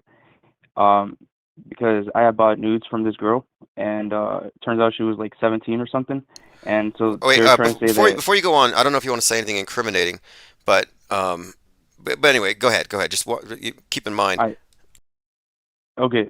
So thank you for clarifying. Well, I mean, it sounds like if you got But into trouble for something, I don't want to make it worse, but yeah, go on, explain what no. happened. Anyway, so they were trying to frame me for sex trafficking or something, and I had got a call from a Naperville, Illinois police station trying to make me sign a witness like saying that I was a witness and was not involved, and so like the whole thing escalated, and that's why a lot of people were getting those alerts of dangerous person or whatever. So Um, you got framed, is what you're saying? I got framed. I got framed and psychologically tortured. Well, was this person though? By You said this person you're in contact with, was this person a legitimate victim and underage and everything? I mean, that's pretty horrible. I actually don't even know who this person was, but apparently she was saying she got in trouble, right, with the feds because illegal content, I guess, and she was trying to say because she was trying to say that I had slept with her or something, and obviously not true, right? So basically, like I was like absurd, like why? And then there's an age FBI. There was a police person faking to be a FBI agent. I even asked for his um badge number, and he gave me some fake ass number. anyway, but and then trying to make me pay a fine of $5,000, and it was all set up. But Were you charged with a he crime? he uh you know, no one. I've been stalked. Like, I don't know if you heard the term gang stalking. I've been stalked for 2 years straight. I am that person that they've been talking on the news No, that what I'm asking is, have you been charged? Were you charged with a crime? Did you serve I have time? not been charged with anything. No one has been. No one has. Okay, I think the caller dropped. I don't know where that was going. I don't know where that was going. Okay, Oh, you're still hold here. on. Okay. So anyway, let's get back into the topic here. Let me start over. Let me start over. Hold on. Okay. All right. Did anybody try to put a So gun in your hand and tell you to go to a political rally? so nobody has been allowed to talk to me. I've been isolated literally from society because anybody who I encounter in the streets or on the road are uh are secret agents. They are psychologists, or they're either psychologists observing me, or they are people who are just there so that everything looks normal to me. But as soon as I started getting investigated, I'm really nervous now This because isn't Andrew Tate, is it? no, yeah. And dude, this government is full of shit. Well, I agree with you there, but look, And a lot of my people. sister was raped, Okay, and my look, mom was. I got to take a break from this call. It's too far off topic. It really is. Don't mean to be rude, but yeah, call back after you get apprised of what we're actually talking about here, because again, that's not really our conversation. Although I guess we were talking about patsies, and it is true that we have had people in this community, Trutherville, who have been shown to have been handled by feds, people who should be in prison, who are then for some reason put into Trutherville. So anyway, Zinvella says caller read too many Philip K. Dick books. Yes, Philip K. Dick did believe. Well, he claims that his trove of books were stolen. And he did claim that he got information beamed to his head from Sirius. J. Dig says, no time listener, first time caller. Elephant Tusk says, Dr. Osman, or how I learned to stop worrying and love the bomb. Okay, Infinite Plane Radio. Hey, dude, this is Jurassic. Oh, awesome. Thank you. Somebody normal. Yeah. So, hey, we were talking about now Trump has mentioned Elvis a couple of times in the last few days, by the way. But we were talking about the bullet on the face of the moon at the intro to the Paris Olympics. Did you see that image of a bullet in the eye of the moon?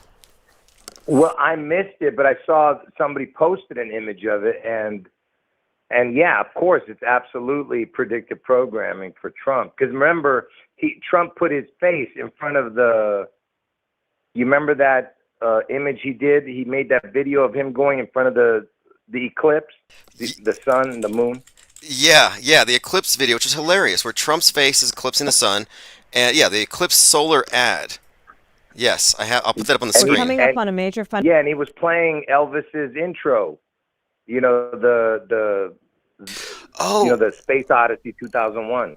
Thus spake Zarathustra. Yeah, that's right. So the intro to Space Odyssey 2001, for people who don't know, that song, that whole opening, that is Elvis's opening, and then Trump made that the opening on his ad for the eclipse, where his head eclipses the sun. I'll play a short clip here for about 10 seconds. Oh yeah, the most important moment in history, if you're just listening, and yeah, it's literally Trump's silhouette going over the sun. So there it is. And it kind of looks like Trump. It looks Elvis-y, doesn't it? It's an Elvis-y Trump. I mean, it looks like Elvis. That's what I meant to say. Yeah, it looks like Elvis, that image. Absolutely. That is absolutely By the way, And Nicotramus shouts out Garo in all caps, and I think that's because he had been following this, and he said, if nothing happens, I'm going to. We had been talking about this, and you've been totally vindicated in his eyes. So anyway, a lot of uh, people in the chat happy to hear you. But yeah, this is definitely Elvis on the screen right there, if you ask me. yeah, yeah, and don't forget what the reason he did that in front of the sun is basically he's saying like it's death and then light again, like he's been resurrected. That's the whole thing about going from dark to light. You get what I'm saying? The Oh, eclipse, I see that. Dark to light, and it's a corona. It's a crown. right? Crown. And then, of Yep. course, saints. Whenever you see saints, and even Jesus, you see the sun behind the head. The halo is the sun. And so here you could even consider this to be another bit of the Christ typology, where they're constantly using Christian symbolism and stories and attaching them to Trump. And this is just Right. another example.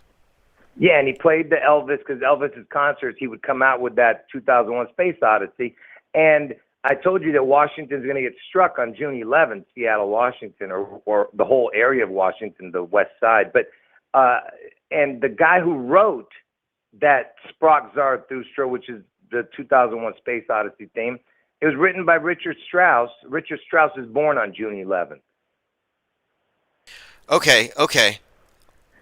So the composer of this track, the classical song used in 2001 Space Odyssey, also has this 6/11 birth date. Richard Strauss. Okay, I And see that's that. the one Trump, yeah, the one that Trump just used in that Eclipse video, right? Yeah. Now, Which connects back to the moon thing that you were just talking about with the bullet in it, the moon, whatever. yeah, the trip to the moon shot. And I know there's something to it. There's this, the moonshot thing is highly significant and it's blatant because it's not like a rocket going to the moon. It's literally a bullet in the eye. Yeah, because the Antichrist is supposed to get shot in the head, and one of his eyes gets damaged, and one of his arm too.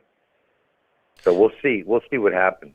Well, apparently someone had asked him about his favorite celebrities and the celebrities he's met, and he had mentioned the only one he hasn't met is Elvis. And then yesterday, I believe it was yesterday, he was also talking about Elvis. And then I mentioned how at the RNC, he did the Elvis comeback special intro with the reflective Right. floor. Like, so that there's Yeah. layers here. But and for people who don't know, because someone had compared Elvis's face to the Statue of Liberty and suggested the Statue of Liberty is Lucifer. Um, I was explaining before you called in that Elvis is like the icon, like we have the image of Jesus Christ that everyone sees, but Elvis is the way that the elite have represented the image of the beast or the Antichrist. Is that accurate? Well, it's absolutely accurate because in heaven, Lucifer was a musician, and everything that oozed out of him was musical, and he was known for his pipes, like the Pied Piper, and whatever. So when he got tossed out, what better way for him to come back as a musician? You know what I mean? So that would be his final, body that he would inhabit. Would be the most famous musician known as the King. You know what I mean? Pied Piper has an interesting connotation here too because the pipe, the syringe, the word syringe comes from syrinx, which is a reference to the pipe, like Pan's pipe. So there's this direct correlation between the syringe And Elvis is all about needles. exactly. He got the polio Yeah. shot on Bill Gates's first birthday, and Right, and he made the movie. It happened at the World's Fair where he was in the needle. He was the first one to have anything to do with the Seattle Space Needle. yeah, exactly. And the symbol is Space Needle is highly significant. It ties into Dr. Evil's headquarters. And then you Yeah. have, of course, it's the Tower of Babel. It's a same symbol as the One World Trade Tower, which connects to 9/11. It's just this is all their communication. But yeah, the messaging is very strong right now, and we're just less than is it a week away now from August the 4th? Right, it's next Sunday. Okay, well, next Sunday it's going to be big. I think I'm going to be live here, Yeah. following and watching. And to reiterate this 8/4 thing, Amazon put a warning on season 4 of The Boys on the finale because of the Trump assassination, because the Homelander's like Trump and he's got blood on his face. They put a warning on there, season 4, episode 8. So there's another 4-8, and so this just kind of reiterates that we're just about there. Yeah, we'll see. Like I said, most likely it should happen this year. But like I said, if it doesn't happen, I'm only giving it one last year, and that's next year. But most likely this year. But anyway, the real reason why I called is when you were talking about that, because I'm trying to watch my words with this, because that story about the black woman that was killed. Oh yes, Sonia Massey. Yeah, so Sonia has the sun in her name. Remember I was telling you what the codes are? Yeah. So Sonia has the sun in her name, right? And because Sonia is S-O-N. Sonia's got the sun. And what is the cop's name? Gray Sun. It's got the sun again. I thought of you actually. When I saw this, I was like, okay, this has the JL's host code. It's got sun and gray sun. So you have two suns, and as before you started talking about this other stuff, you've been pointing out code with these names, and yeah, absolutely. Right. Yeah, the sun and the man is the code, the main two codes, But anyway, look, all you have to do is look at all the other big stories that have gone on. It's always got some kind of man or sun code in it. So I'm just saying, for instance, Charles Mann's son, the O.J. Simpson kills the gold man, and the guy who found the bloody glove was a Mark Firm man. It's just all over the place, with the codes. Now, on this one, I watched the video. I had the impression that this was an elderly woman. Turns out she's only 36. So I'm going to have to rewatch it because the 36, but yeah. You thought the exact same thing I did. When I saw it, I was like, who's this? Why would they shoot a 60-year-old woman? That's what I was thinking, And when you listen to the cop, none of it makes any sense, man. Like, how do you go from 0 to 100 in less than a second? Unless, of course, it's one of those unbelievable stories, Yeah, there was no escalation. It went from, she said something to, what did you say to me? I'm going to shoot you in the head. Yeah, and she said, I rebuke you. I'm like, in the name of Jesus. Yeah, that's what she said. Yeah. Which wouldn't make any sense unless he was like possessed by a devil of some kind, and she saw something. Yeah. I don't know. There's no way it makes sense. Why would he be so offended by this where he would pull a trigger? Ben Crump was there, and Benjamin Crump is at every one of these psyops. Exactly. See, that was the next thing I was saying. Crump is the Trump, right? And he's always involved in these ridiculous stories. And Ben means son, by the way, in Hebrew. Oh, really? Ben means son. Yeah. Ben, it means son. Ben. Okay. Can you look that up? Yeah. Okay, so Ben means son. The etymology of it. I'll see if I can pull this up.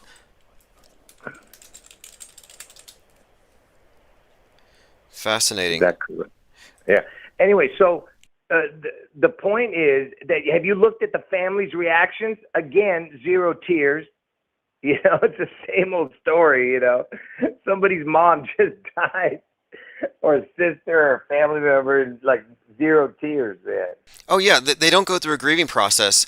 It's like a tragedy happens, next day they come out with photos, T-shirts, and a GoFundMe, and outrage. Yeah. And they're all like, public speaking is difficult. It's one of the most feared things. People are afraid of going in front of a group, talking to a camera, and yet these people are trained at it. They're mediagenic. They know how to engage. They're activists. It's like yesterday you had a normal life, but now you're an activist. It doesn't work like that.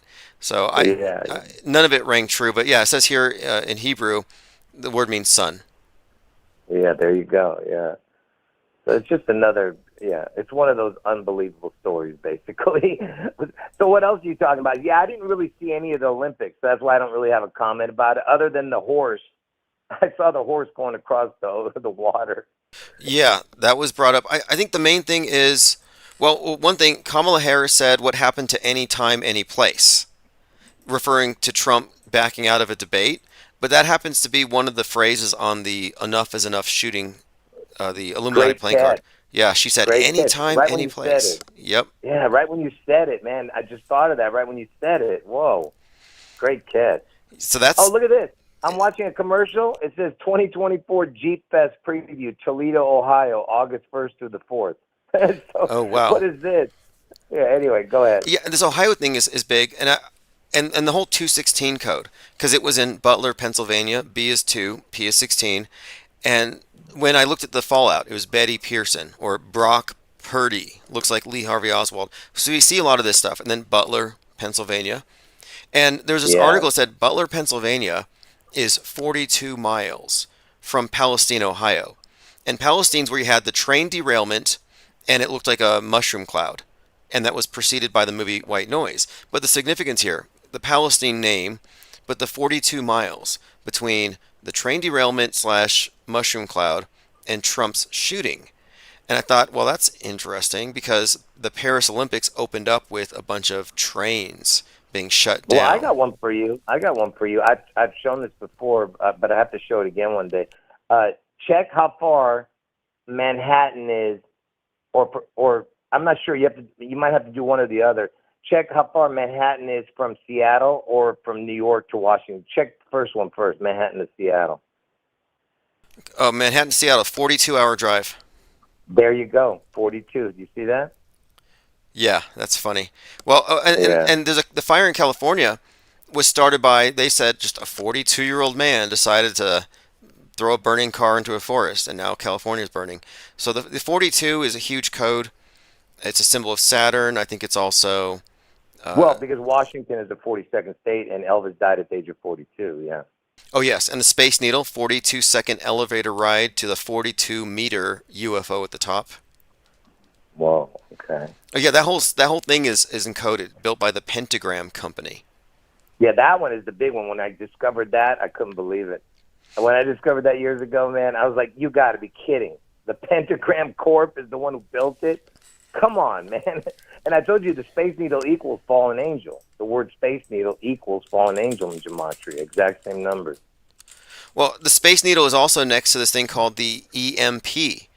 It's called the Experience Music Project, the EMP, which is what follows a nuke. And it's right there adjacent to the Space Needle. They changed it now. It's called the Museum of Pop Culture, but it used to be called the EMP. So you have the Space Needle, the EMP, and right there in between them you have a statue of Chris Cornell from the band Soundgarden. And what's your immediate association with him is Black Hole Sun, which I think has there's a whole body of stuff here with the EMP. In one of the videos of Black Hole Sun, I don't know what it was some live show or something. They showed the Space Needle in the Black Hole Sun. Oh wow! See, I knew there had to be something. I'm going to see if I can find it. Okay. I showed that but I don't know where I saw it. I know I showed it on my channel. I just don't know what video it is. I didn't want to go looking for it, but I know I saw the Space Needle in the Black Hole Sun. They showed it. Well, he is forever associated with the Space Needle because of the statue there.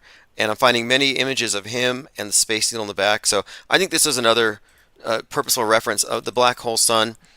And I think there's some other connections to it too, because I think the black hole could represent a black star. The idea of the black star, the negative of the regular star. And so Elvis has these black star connections we talked about after Bowie died. But yeah, there's layers here, but certainly not a coincidence. Chris Cornell. Yeah. I'm not sure what else we could talk about, man, because I don't want to bore your audience, man. But we'll see what happens on August 4th. Trump, see if he's going to be in Ohio. But look, the point is, why would he choose a guy from Ohio unless there's some connection to it? That's all I'm saying. So we'll see if it's going to be this year or not. But most likely, it has to happen on August 4th, the head wound. But is it going to be in Ohio? I'm like 99%, but I don't know. I'm not 100 on that, but for sure that has to happen on August 4th, either this year or next year. So we'll see, and I don't want to bore your audience anymore. I don't think anybody's bored, but the fact that this headline came out talking about how the most significant 42-mile stretch in America right now is the stretch from Butler to Palestine, Ohio, linking the shooting with a nuke, that's just too heavy of a connection. So there's something going on. Why would they even say that? Like, that's weird. Yeah, it's from the examiner.com, the most important 42 miles in American politics. And it describes this 42-mile long drive between Butler, Pennsylvania and East Palestine, Ohio, and it connects the significance of these two events and why this flyover country matters so much. And part of it, I think, is this. East Palestine, Ohio. Ohio is considered to be, well, the slogan is the heart of it all, like Heartland, the center of America. What is Israel? The center of a nation. And so you had the East Palestine, Ohio, with this mushroom cloud. I think maybe it's foreshadowing something that could be happening, possibly even in the Middle East. Oh yeah, one last thing. I'm glad you brought that up. That these the pigeons, who I call the pigeons, you know who I'm talking about, the people from Israel. The pigeons, they're attacking Beirut. I mean, Lebanon. And I told you I was born in Beirut, Lebanon. I don't know what they're doing, but I think they're going to be attacking Lebanon if they haven't already. Interesting. Israel strikes deep in Lebanon after rocket attacks, stoking fear of wider war. This was just a couple hours ago. Yeah, and don't forget, I'm born in Beirut, Lebanon, and don't forget the August 4th Beirut, Lebanon explosion. You know, the biggest explosion we'd ever seen. Yeah, that's another thing. You've been talking about this for some time, so we're watching August 4th. And August 4th, 2020, it says ammonium nitrate. And that's what was used by Timothy McVeigh's attack on the Oklahoma City government building. Right, right. And you know what happened to him. You say it all the time when he died. Oh, yeah. Yeah, Timothy McVeigh, his death on 6/11. He's 33 years old. He was inspired by the death. Same year. Yep, same year as 9/11. 90 days before Yep. Muhammad Atta attacked. And he was also 33. And these are deep connections because Osama bin Laden and Timothy McVeigh, they represent the outside and the inside terror threats. But yeah, and in Beirut wasn't it two explosions back to back? Or was it just one? Well, no, it started with a little fire explosion, maybe, a little one. And then the big one came after the fire. Yeah, here we go. Yeah, massive explosion in Lebanon's capital. They say it killed 218 and injured 7,000. But yeah, 8/4 is the point here. And we were looking at that date for some kind of significance. And that one, in a weird way, connects you personally. Yeah, and you want to hear something funny? That port, besides it being called it's the port of Beirut or whatever, it's also the Bay of, something to do with George's Bay or something, St. George's Bay. But check this out. Look at the aerial image of that area. Somehow, I don't know if you can bring it up. Guess what it looks like? You got to see it. I want to see if you can actually see an aerial image of it. Okay, I'm looking at the aerial of the before and after. After, yeah. Doesn't it look like a bird, a phoenix bird? Or some kind of bird with wings? Do you see the head of the bird? I'm pulling it up here. I'm getting let me get a few different images here. I definitely see what looks to be like a hawk-like beak.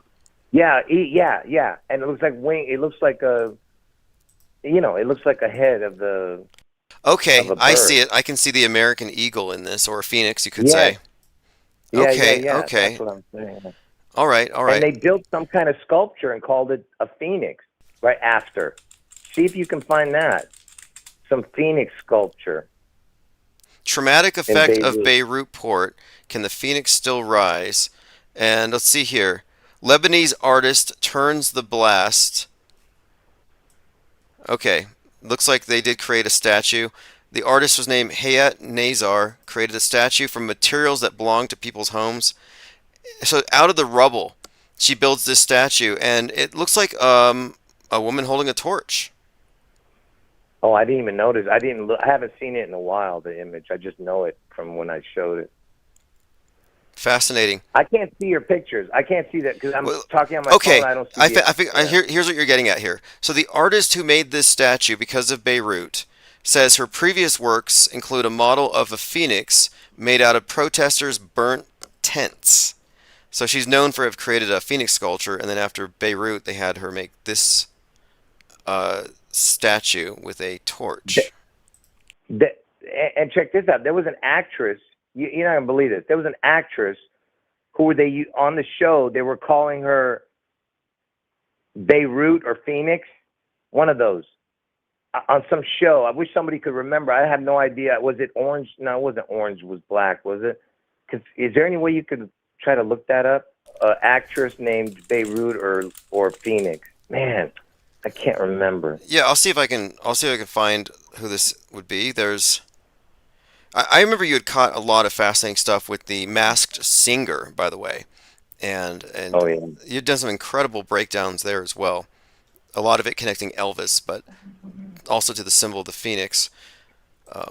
And for those who don't know, the phoenix is a Christ symbol as well, and then Elvis appropriated it for his thing, and it's a common symbol. We were just talking about the Hunger Games and the bird, the mockingjay. It's a phoenix. It's just a repeated theme or symbol, the concept of destroying and building back, or dying and rising again. And Elvis would wear it on his outfits in concert. The phoenix bird, the eagle, the dragon, the peacock. Every every time.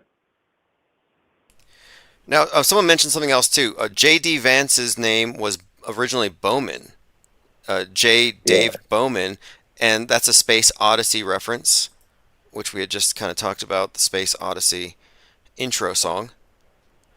Wait, how does that have to do with Bowman? I don't know. I mean, I know that Donald. I know his name is Donald, actually. Yeah, his name is Donald Bowman. Donald. James Donald Bowman. Yeah, that's right. I think his name's James. Yeah. But what about the Bowman connection to the Odyssey? I don't know that one. Space Odyssey. The connection is that the main character, the main astronaut, is David Bowman, and oh wow, and so David Bowie, is the Space Oddity. David Bowman, Space Odyssey, and there's actually a parallel story here. So David Bowie's real name isn't David Bowie, but I think David Bowman, his name, I think was taken to represent Bowman, and Bowman is the main character in Space Odyssey, merges with the monolith. But yeah. Right. That's what those monoliths are all about. That's why they keep bringing up all these monoliths over the years lately, because they're trying to tell you something's coming. They're about to birth the Antichrist. Well, Bowman becomes a star child after merging with the monolith, which is like a child of the New Age, which is very Crowley.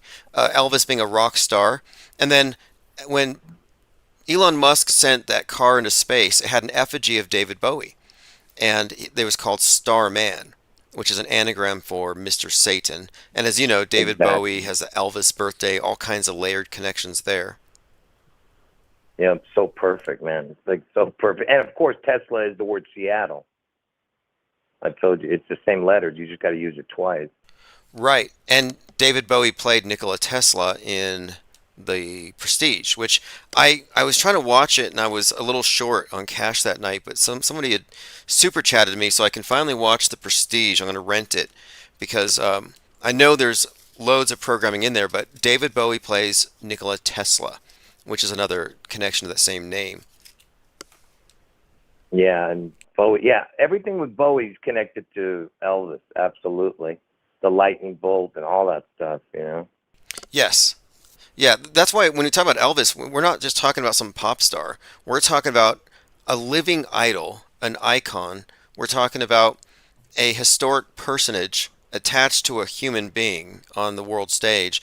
It's like 9/11 wasn't just a terror attack. It was a huge event, a construct that is more than just what you see on the screen. Elvis is the same. Yeah. It's very loaded. Yeah, Elvis is beyond it because if you think about it, think about the biggest star. Okay, I'll give you one. Taylor Swift, right? Let's say Taylor Swift.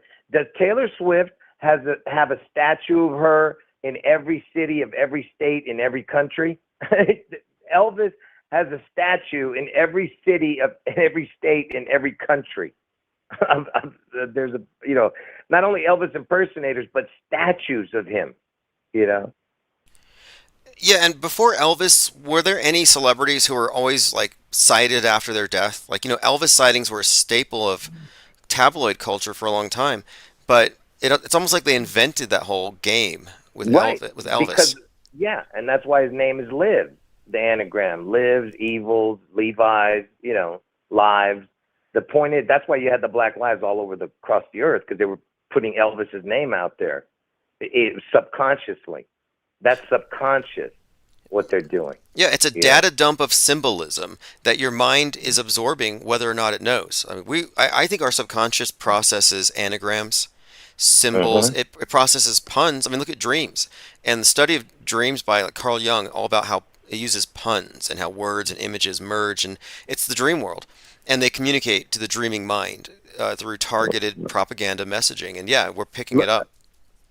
Yeah, listen, last thing. Just imagine that Benjamin Netanyahu, first of all, Benjamin Netanyahu, his full name equals the mark of the beast. Okay, so if you put those words in, it'll equal the exact same in every cipher as Benjamin Netanyahu. But that's why he's there, because he's got to be here for that purpose, not because he is the mark of the beast, but just his name equals it, so that's why he's going to be around. But check this out. He had they put a gold statue of Benjamin Netanyahu. Guess how long it lasted before someone tore it down? Yeah. 1 day. 1 day. 24 hours, they tore it down. Somebody put it in the middle of the square of, in Israel or whatever, and they tore it down within 1 day. Elvis has a gold statue, 16-foot, 20-foot statue. I don't know what the hell it is. It's gigantic. And it's been there since the 80s. Okay, whatever. So I'm just saying, he has a gold statue. There's nobody else who has a gold statue in the Holy Land, because that's what they say is the Holy Land, right? But why is Elvis, Well, the Elvis thing, too, if you remember his Aloha from Hawaii satellite, January 14th, 1973, they had 1.5 billion people watching that. Right. And satellite sounds like Seattleite. Like that's what they call people from Seattle, Seattleite. Yeah, and when we get into the satellite too, I think what we're really saying, because I don't believe in satellites, I think it's all occult, and it's part of this infrastructure that masquerades with science fiction, something that is actually from the mystery schools. And so I think satellite is a reference to Saturn worship, that Sat, then El, and then Elohim, lights in the sky. And I think Starman ties into this general theme as well. But that the Elvis's image beamed from the satellite is the same thing as man who fell to earth. Starman, the idea of the star or the falling star, it's light from the sky that condenses into matter. And by the way, the address for that place was 777 for the address for that concert place. It was called the Honolulu International Center. Now check this out. Type it in, Honolulu International Center. Look at a few photos until you find the one that looks like the Space Needle. It looks like the top part of the Space Needle, the round part. Yeah, I see it. A big UFO. Yeah. So he was beamed into a UFO, essentially. Yeah.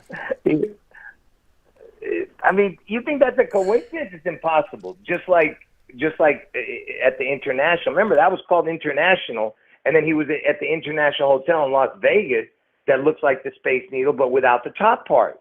You get it? Oh, so they connect. Yeah, and they're both international, it was called. And you know why international? Because international equals the exact same words as Lord and Savior. Okay. If you put Lord and Savior. Okay, a couple of things here, because I see what you mean there. And the international has the 3 pillars. So the Space Needle is built with 3 pillars, but it doesn't have the top on it. Now, one of the important things here is that the symbol of the obelisk has been represented to us as the Space Needle for the space age. But the obelisk is not just the pillar, but it's the golden tip, which represents the capstone, the elite, the ascended. And similarly, the Space Needle is the tower and the UFO, which represents ascension.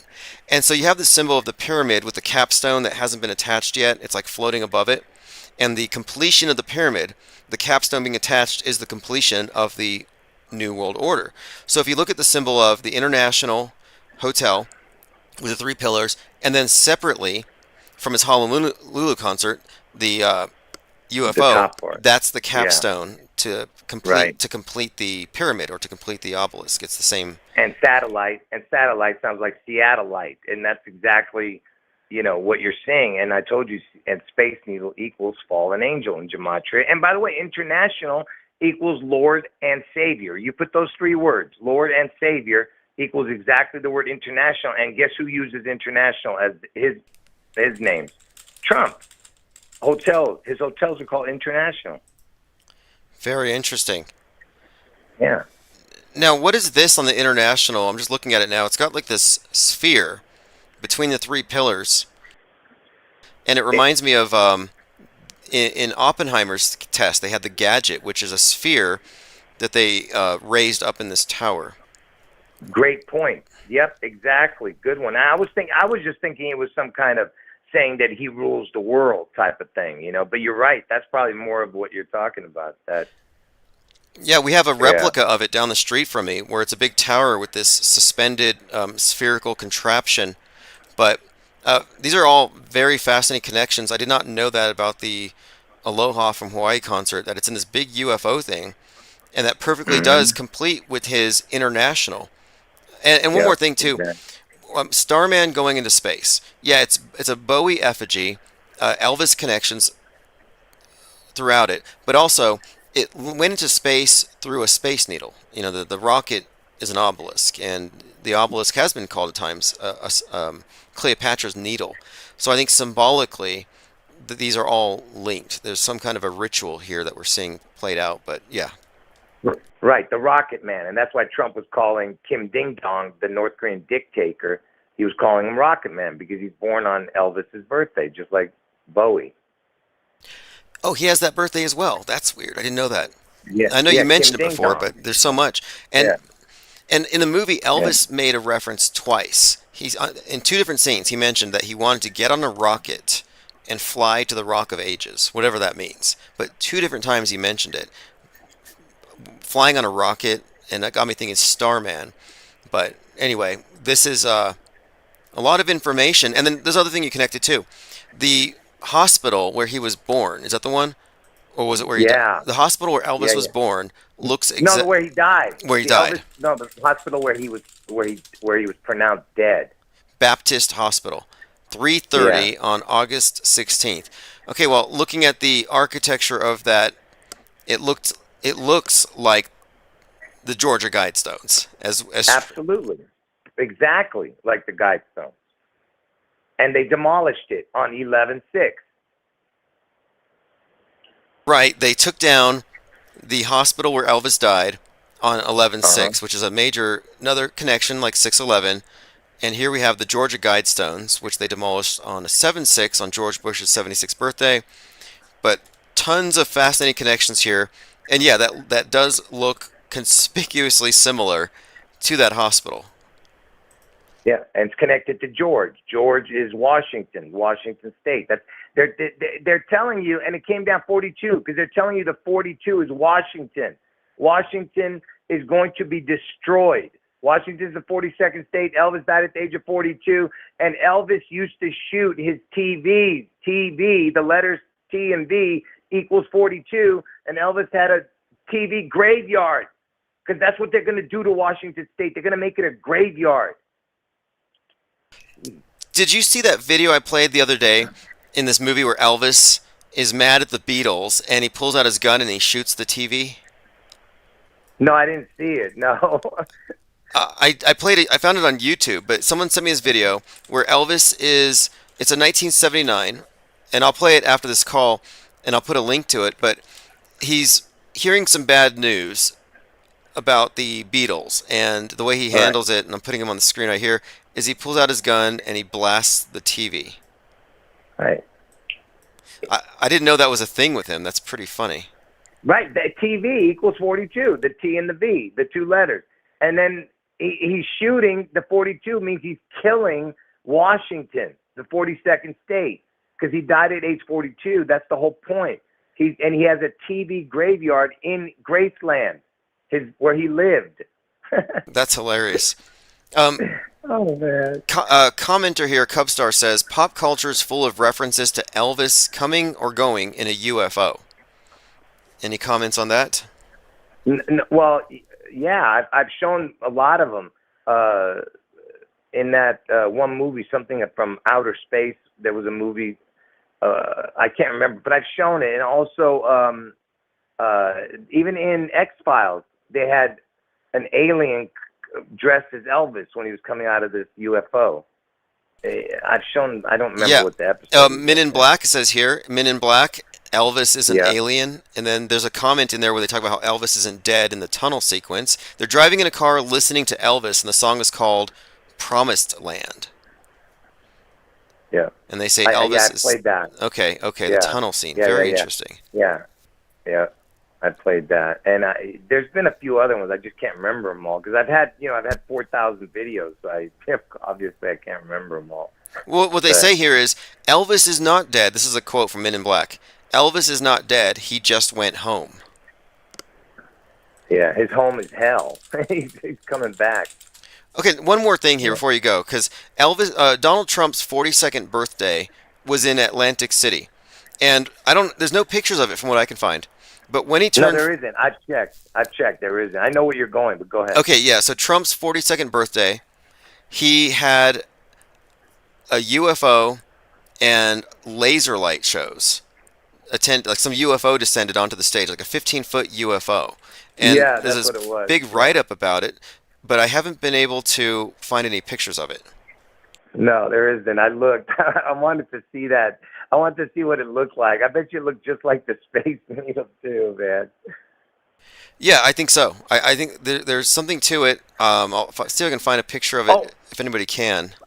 You know what, man? My throat is so messed up, but I'm going to say this anyway about the John Carpenter connection, because that's the movie I think you're referencing.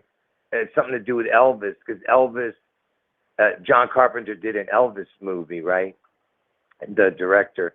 And the connections with John Carpenter off the charts, man.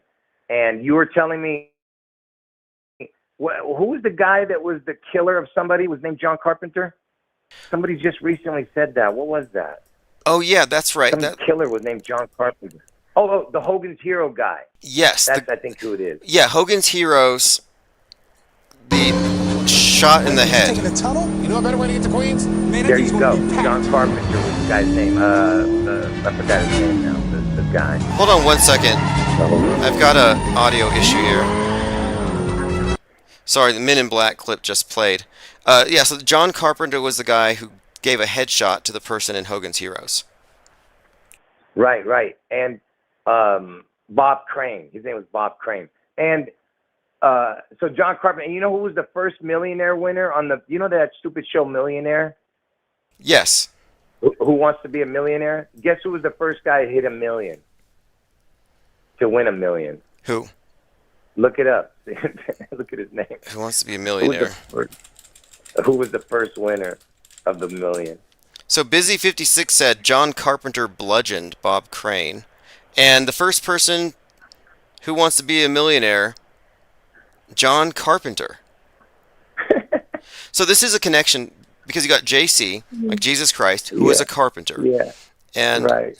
James Cameron, JC. James Cameron, James Cameron has a $33 million mansion. 33 dives into the Titanic. They're consistently using JC. John Connor, the savior in the T2 Terminator movie. Right. Jesus Christ. And John Carpenter, the reason that John Carpenter is so important is because before John Carpenter was ever anybody, Elvis was going around incognito as John Carpenter because he played Dr. John Carpenter on the show Change of Habit, is one of his movies. So he was John Carpenter before John Carpenter ever was John Carpenter. That's wild. 1979, his on-air made-for-television biographical was directed by John Carpenter. Okay, that's the film. So the film by... Okay, this is interesting. So John Carpenter directs an Elvis film, but Elvis plays, or rather has an alias, John Carpenter. Right, way before John Carpenter ever made movies. And he made a movie called Change of Habit with Mary Tyler Moore in it. And he was playing Dr. John Carpenter. So he would go around when he would check in the hotels as John Carpenter or John Burroughs. He used two different ones. But the point is that John Carpenter has nothing to do with Elvis. Why in the hell would he be making an Elvis movie when he's a horror movie dude? So the reason is because of the John Carpenter connection. And they told him, hey, you make this movie. They actually made him make it, okay? And the reason they made him make it is because he was born on 116, which is the backwards of 611. Not backwards, but same numbers. 611, 116. And if I'm not mistaken, I think even he was born in 48, which is like the 84 backwards. So it's my two predictions backwards. 11648 is 84 and 611. Get it? Yep, I see it. John Carpenter, Yeah, 116, 1948. Yeah, so it's 84611 backwards. My two predictions. And John Carpenter, who did he marry? Go look it up. He married that big boob creature, Adrienne Barbeau. Look her up. Look up her birth date, Adrienne Barbeau. Okay. And really quick, while I look this up, do you know how old the FBI is? They just celebrated their birthday. How old? 116. Whoa, no, I didn't know The that. FBI just turned 116 2 days ago. Wow. And Adrienne Barbeau, June 11th. And I got a comment. Messianic Charlatan says, Korea's Rocket Man is buddies with Dennis Rodman. I'm sure you've commented on Rodman. that. Okay. Oh, of course, yeah. Total fake story. That's why they put him in there. Why the hell is he going? Because North Korea doesn't exist, dude. There's no such place as North Korea. It's just some kind of government installation that they created after the Korean War because they know that they were going to use that place as some place that they're going to probably destroy in the future. You get what I'm saying? Oh, interesting. I hadn't thought about that, but you're probably right. And for anybody who's scared of this North Korean dictator and his missiles, those look faker than Jeff Bezos' Blue Origin launches. It's like he gets these recycled Amazon rockets and spray paints them drab green. They're terrible. Yeah. The whole thing is a farce, man. The whole thing. There's no such place as North Korea. Yeah, I think I'm with you on that. I think it makes too much sense because it would be perfect, just a big movie set to create this dialectic and maintain these tensions. Because they're going to destroy it in the future. That's probably why. That's what I'm saying. Well, fascinating. Well, hey, this has been great information. Thanks for the call again. I think that the Elvis stuff is fascinating, especially the stuff we just connected here, the UFO. Yeah. Fascinating stuff. All right, cool. Well, all right, bro. Call anytime. Take Thanks. care, man. All right, great information as always. I believe Mike D's running amok in the chat, but I think we blocked him. I don't know what it was. I don't know what his issue was, but for some reason we found him to be oh, that's right. We said call in. Call in. Phone number's on the screen. You can't cry censorship if you can call me direct. Oh, that's okay. J Dig says Mike D pled with all his family and friends to leave Seattle for the 6/11 prediction a couple years ago. When they survived, they laughed at him. Now he's grudgy. What's that verse from Genesis where the ark doors closed? Is it Genesis 6 where it's like, everybody's laughing at him, but once the ark doors closed, nobody laughed anymore? But, yeah, getting your family and friends to leave and they laugh, I mean, I don't know. There's reasons for what we're saying. And maybe you just don't want to be there, for ground zero of the next 9/11. Fake or real, it's going to be some sort of organized chaos. If you live there, you might as well apply for a job as a crisis actor. Yeah, if you want to call in, numbers on the screen. Enough is enough, anytime, any place. So enough is enough was quoted by Hulk Hogan. Anytime, any place. What happened to anytime, any place? Kamala Harris just said that. We talked about Trump talking about his connection to Elvis. The only celebrity he's never met is Elvis, because maybe he is Elvis. The Paris opening references Planet of the Apes, which is a post-nuke apocalypse movie where everyone worships the missile. There's more. Much, much more. This was posted by Dog Days. He said, Tomorrowland has a Paris blackout at 5:27 in the clip. Now, when was the blackout? So let me play Tomorrowland. Something to ponder on from a couple months ago What if the Eiffel Tower was destroyed? Would you consider it as bad as 9/11? Dog Days has said, I did say something bad will happen at the Olympics, specifically mentioning the Eiffel Tower since I was in IPG. Alright, let's look at this, Tomorrowland. And he said, look at Tomorrowland at 5:27 in the clip. And speaking of blackouts, Leave the World Behind is about everything shutting down. And the opening track, if you look at the musical, the soundtrack to Leave the World Behind, one of the first songs on there is called, if I get the track list here, The Revenge by Joey Badass, spelled with dollar signs. Kind of like how Crisis Actor, spell with dollar signs. I spell PSYOP with a dollar sign. But yeah, this song called Revenge is, it has a video. Are we shutting down? Looks like we're having gremlins in the wires here, so just give me a moment here. Hopefully the audio is not interrupted.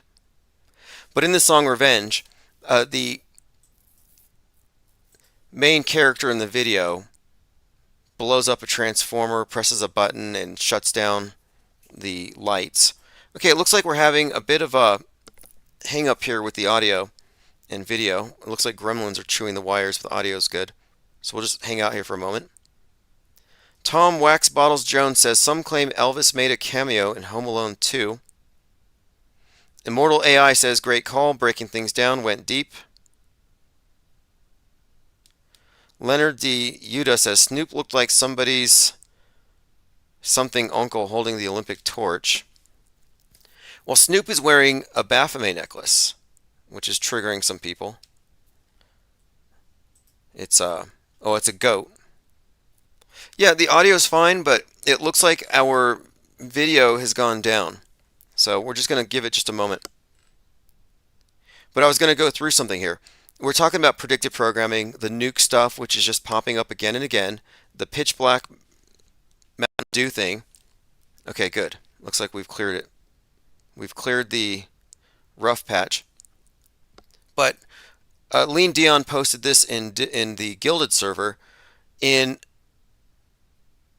V for Vendetta, we have what may be predictive programming.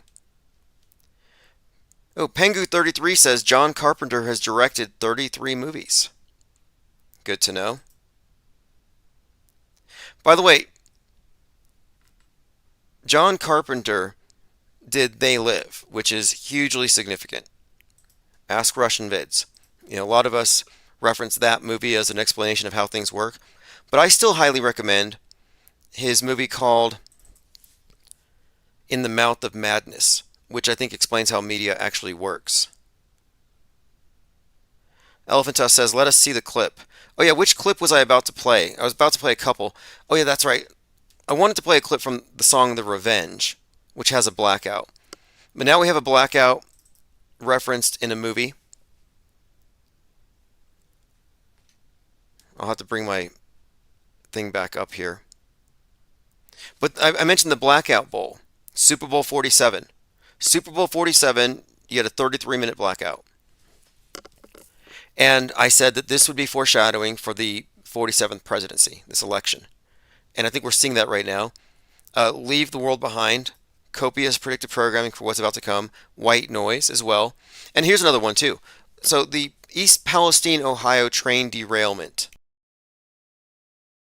which had the mushroom cloud attached to it. That event was preceded by the movie White Noise, which had a train derailment and this mushroom cloud. But what's more, White Noise is ultimately about a blackout. So we have another blackout connection to East Palestine, which is brought up again with reference to Butler, Pennsylvania, with the 42 thing. Yeah, we just got blacked out. We're talking about blackouts, and we've been blacked out. I don't think this has ever happened before. Audio's fine, video's down. No explanation. And Chrome is struggling to open. By the way, Chrome, One of the first things we notice with Chrome is the little logo of Chrome, obvious 666. But then you also have the Chrome operating system, which is called, and I'll bring this up on the screen. I think we're back live. We should just do a day on symbol literacy and show you how every logo that you use has some kind of occult significance. Oh, Gmail, as in G's, Masons, Mail Club, Gmails. The Gmail logo looks exactly like the Masonic apron. Yes, we talked about the CERN 666, very common one. But let's look at the Chrome browser and operating system. Here we go. The main web browser is called Chrome. I'll pull this up for you. I have a reference to it. The graphics processor is called Adreno. So you kind of have adrenochrome built into that. All right, we're letting the situation rectify itself. I don't know what's going on with this. But yeah, we've been blacked out. What are we talking about? Like, what did we say that got them to target us? Did we get EMP'd? Can they drone deliver an EMP? It's like a Uber EMP that the... Yeah, it looks like we're being shut down. I don't have any control over what's on my screen right now. So I guess I'm going to try my best to hit an outro song, and we'll continue this conversation later when I get my OBS fixed. I don't believe in chemtrails. I don't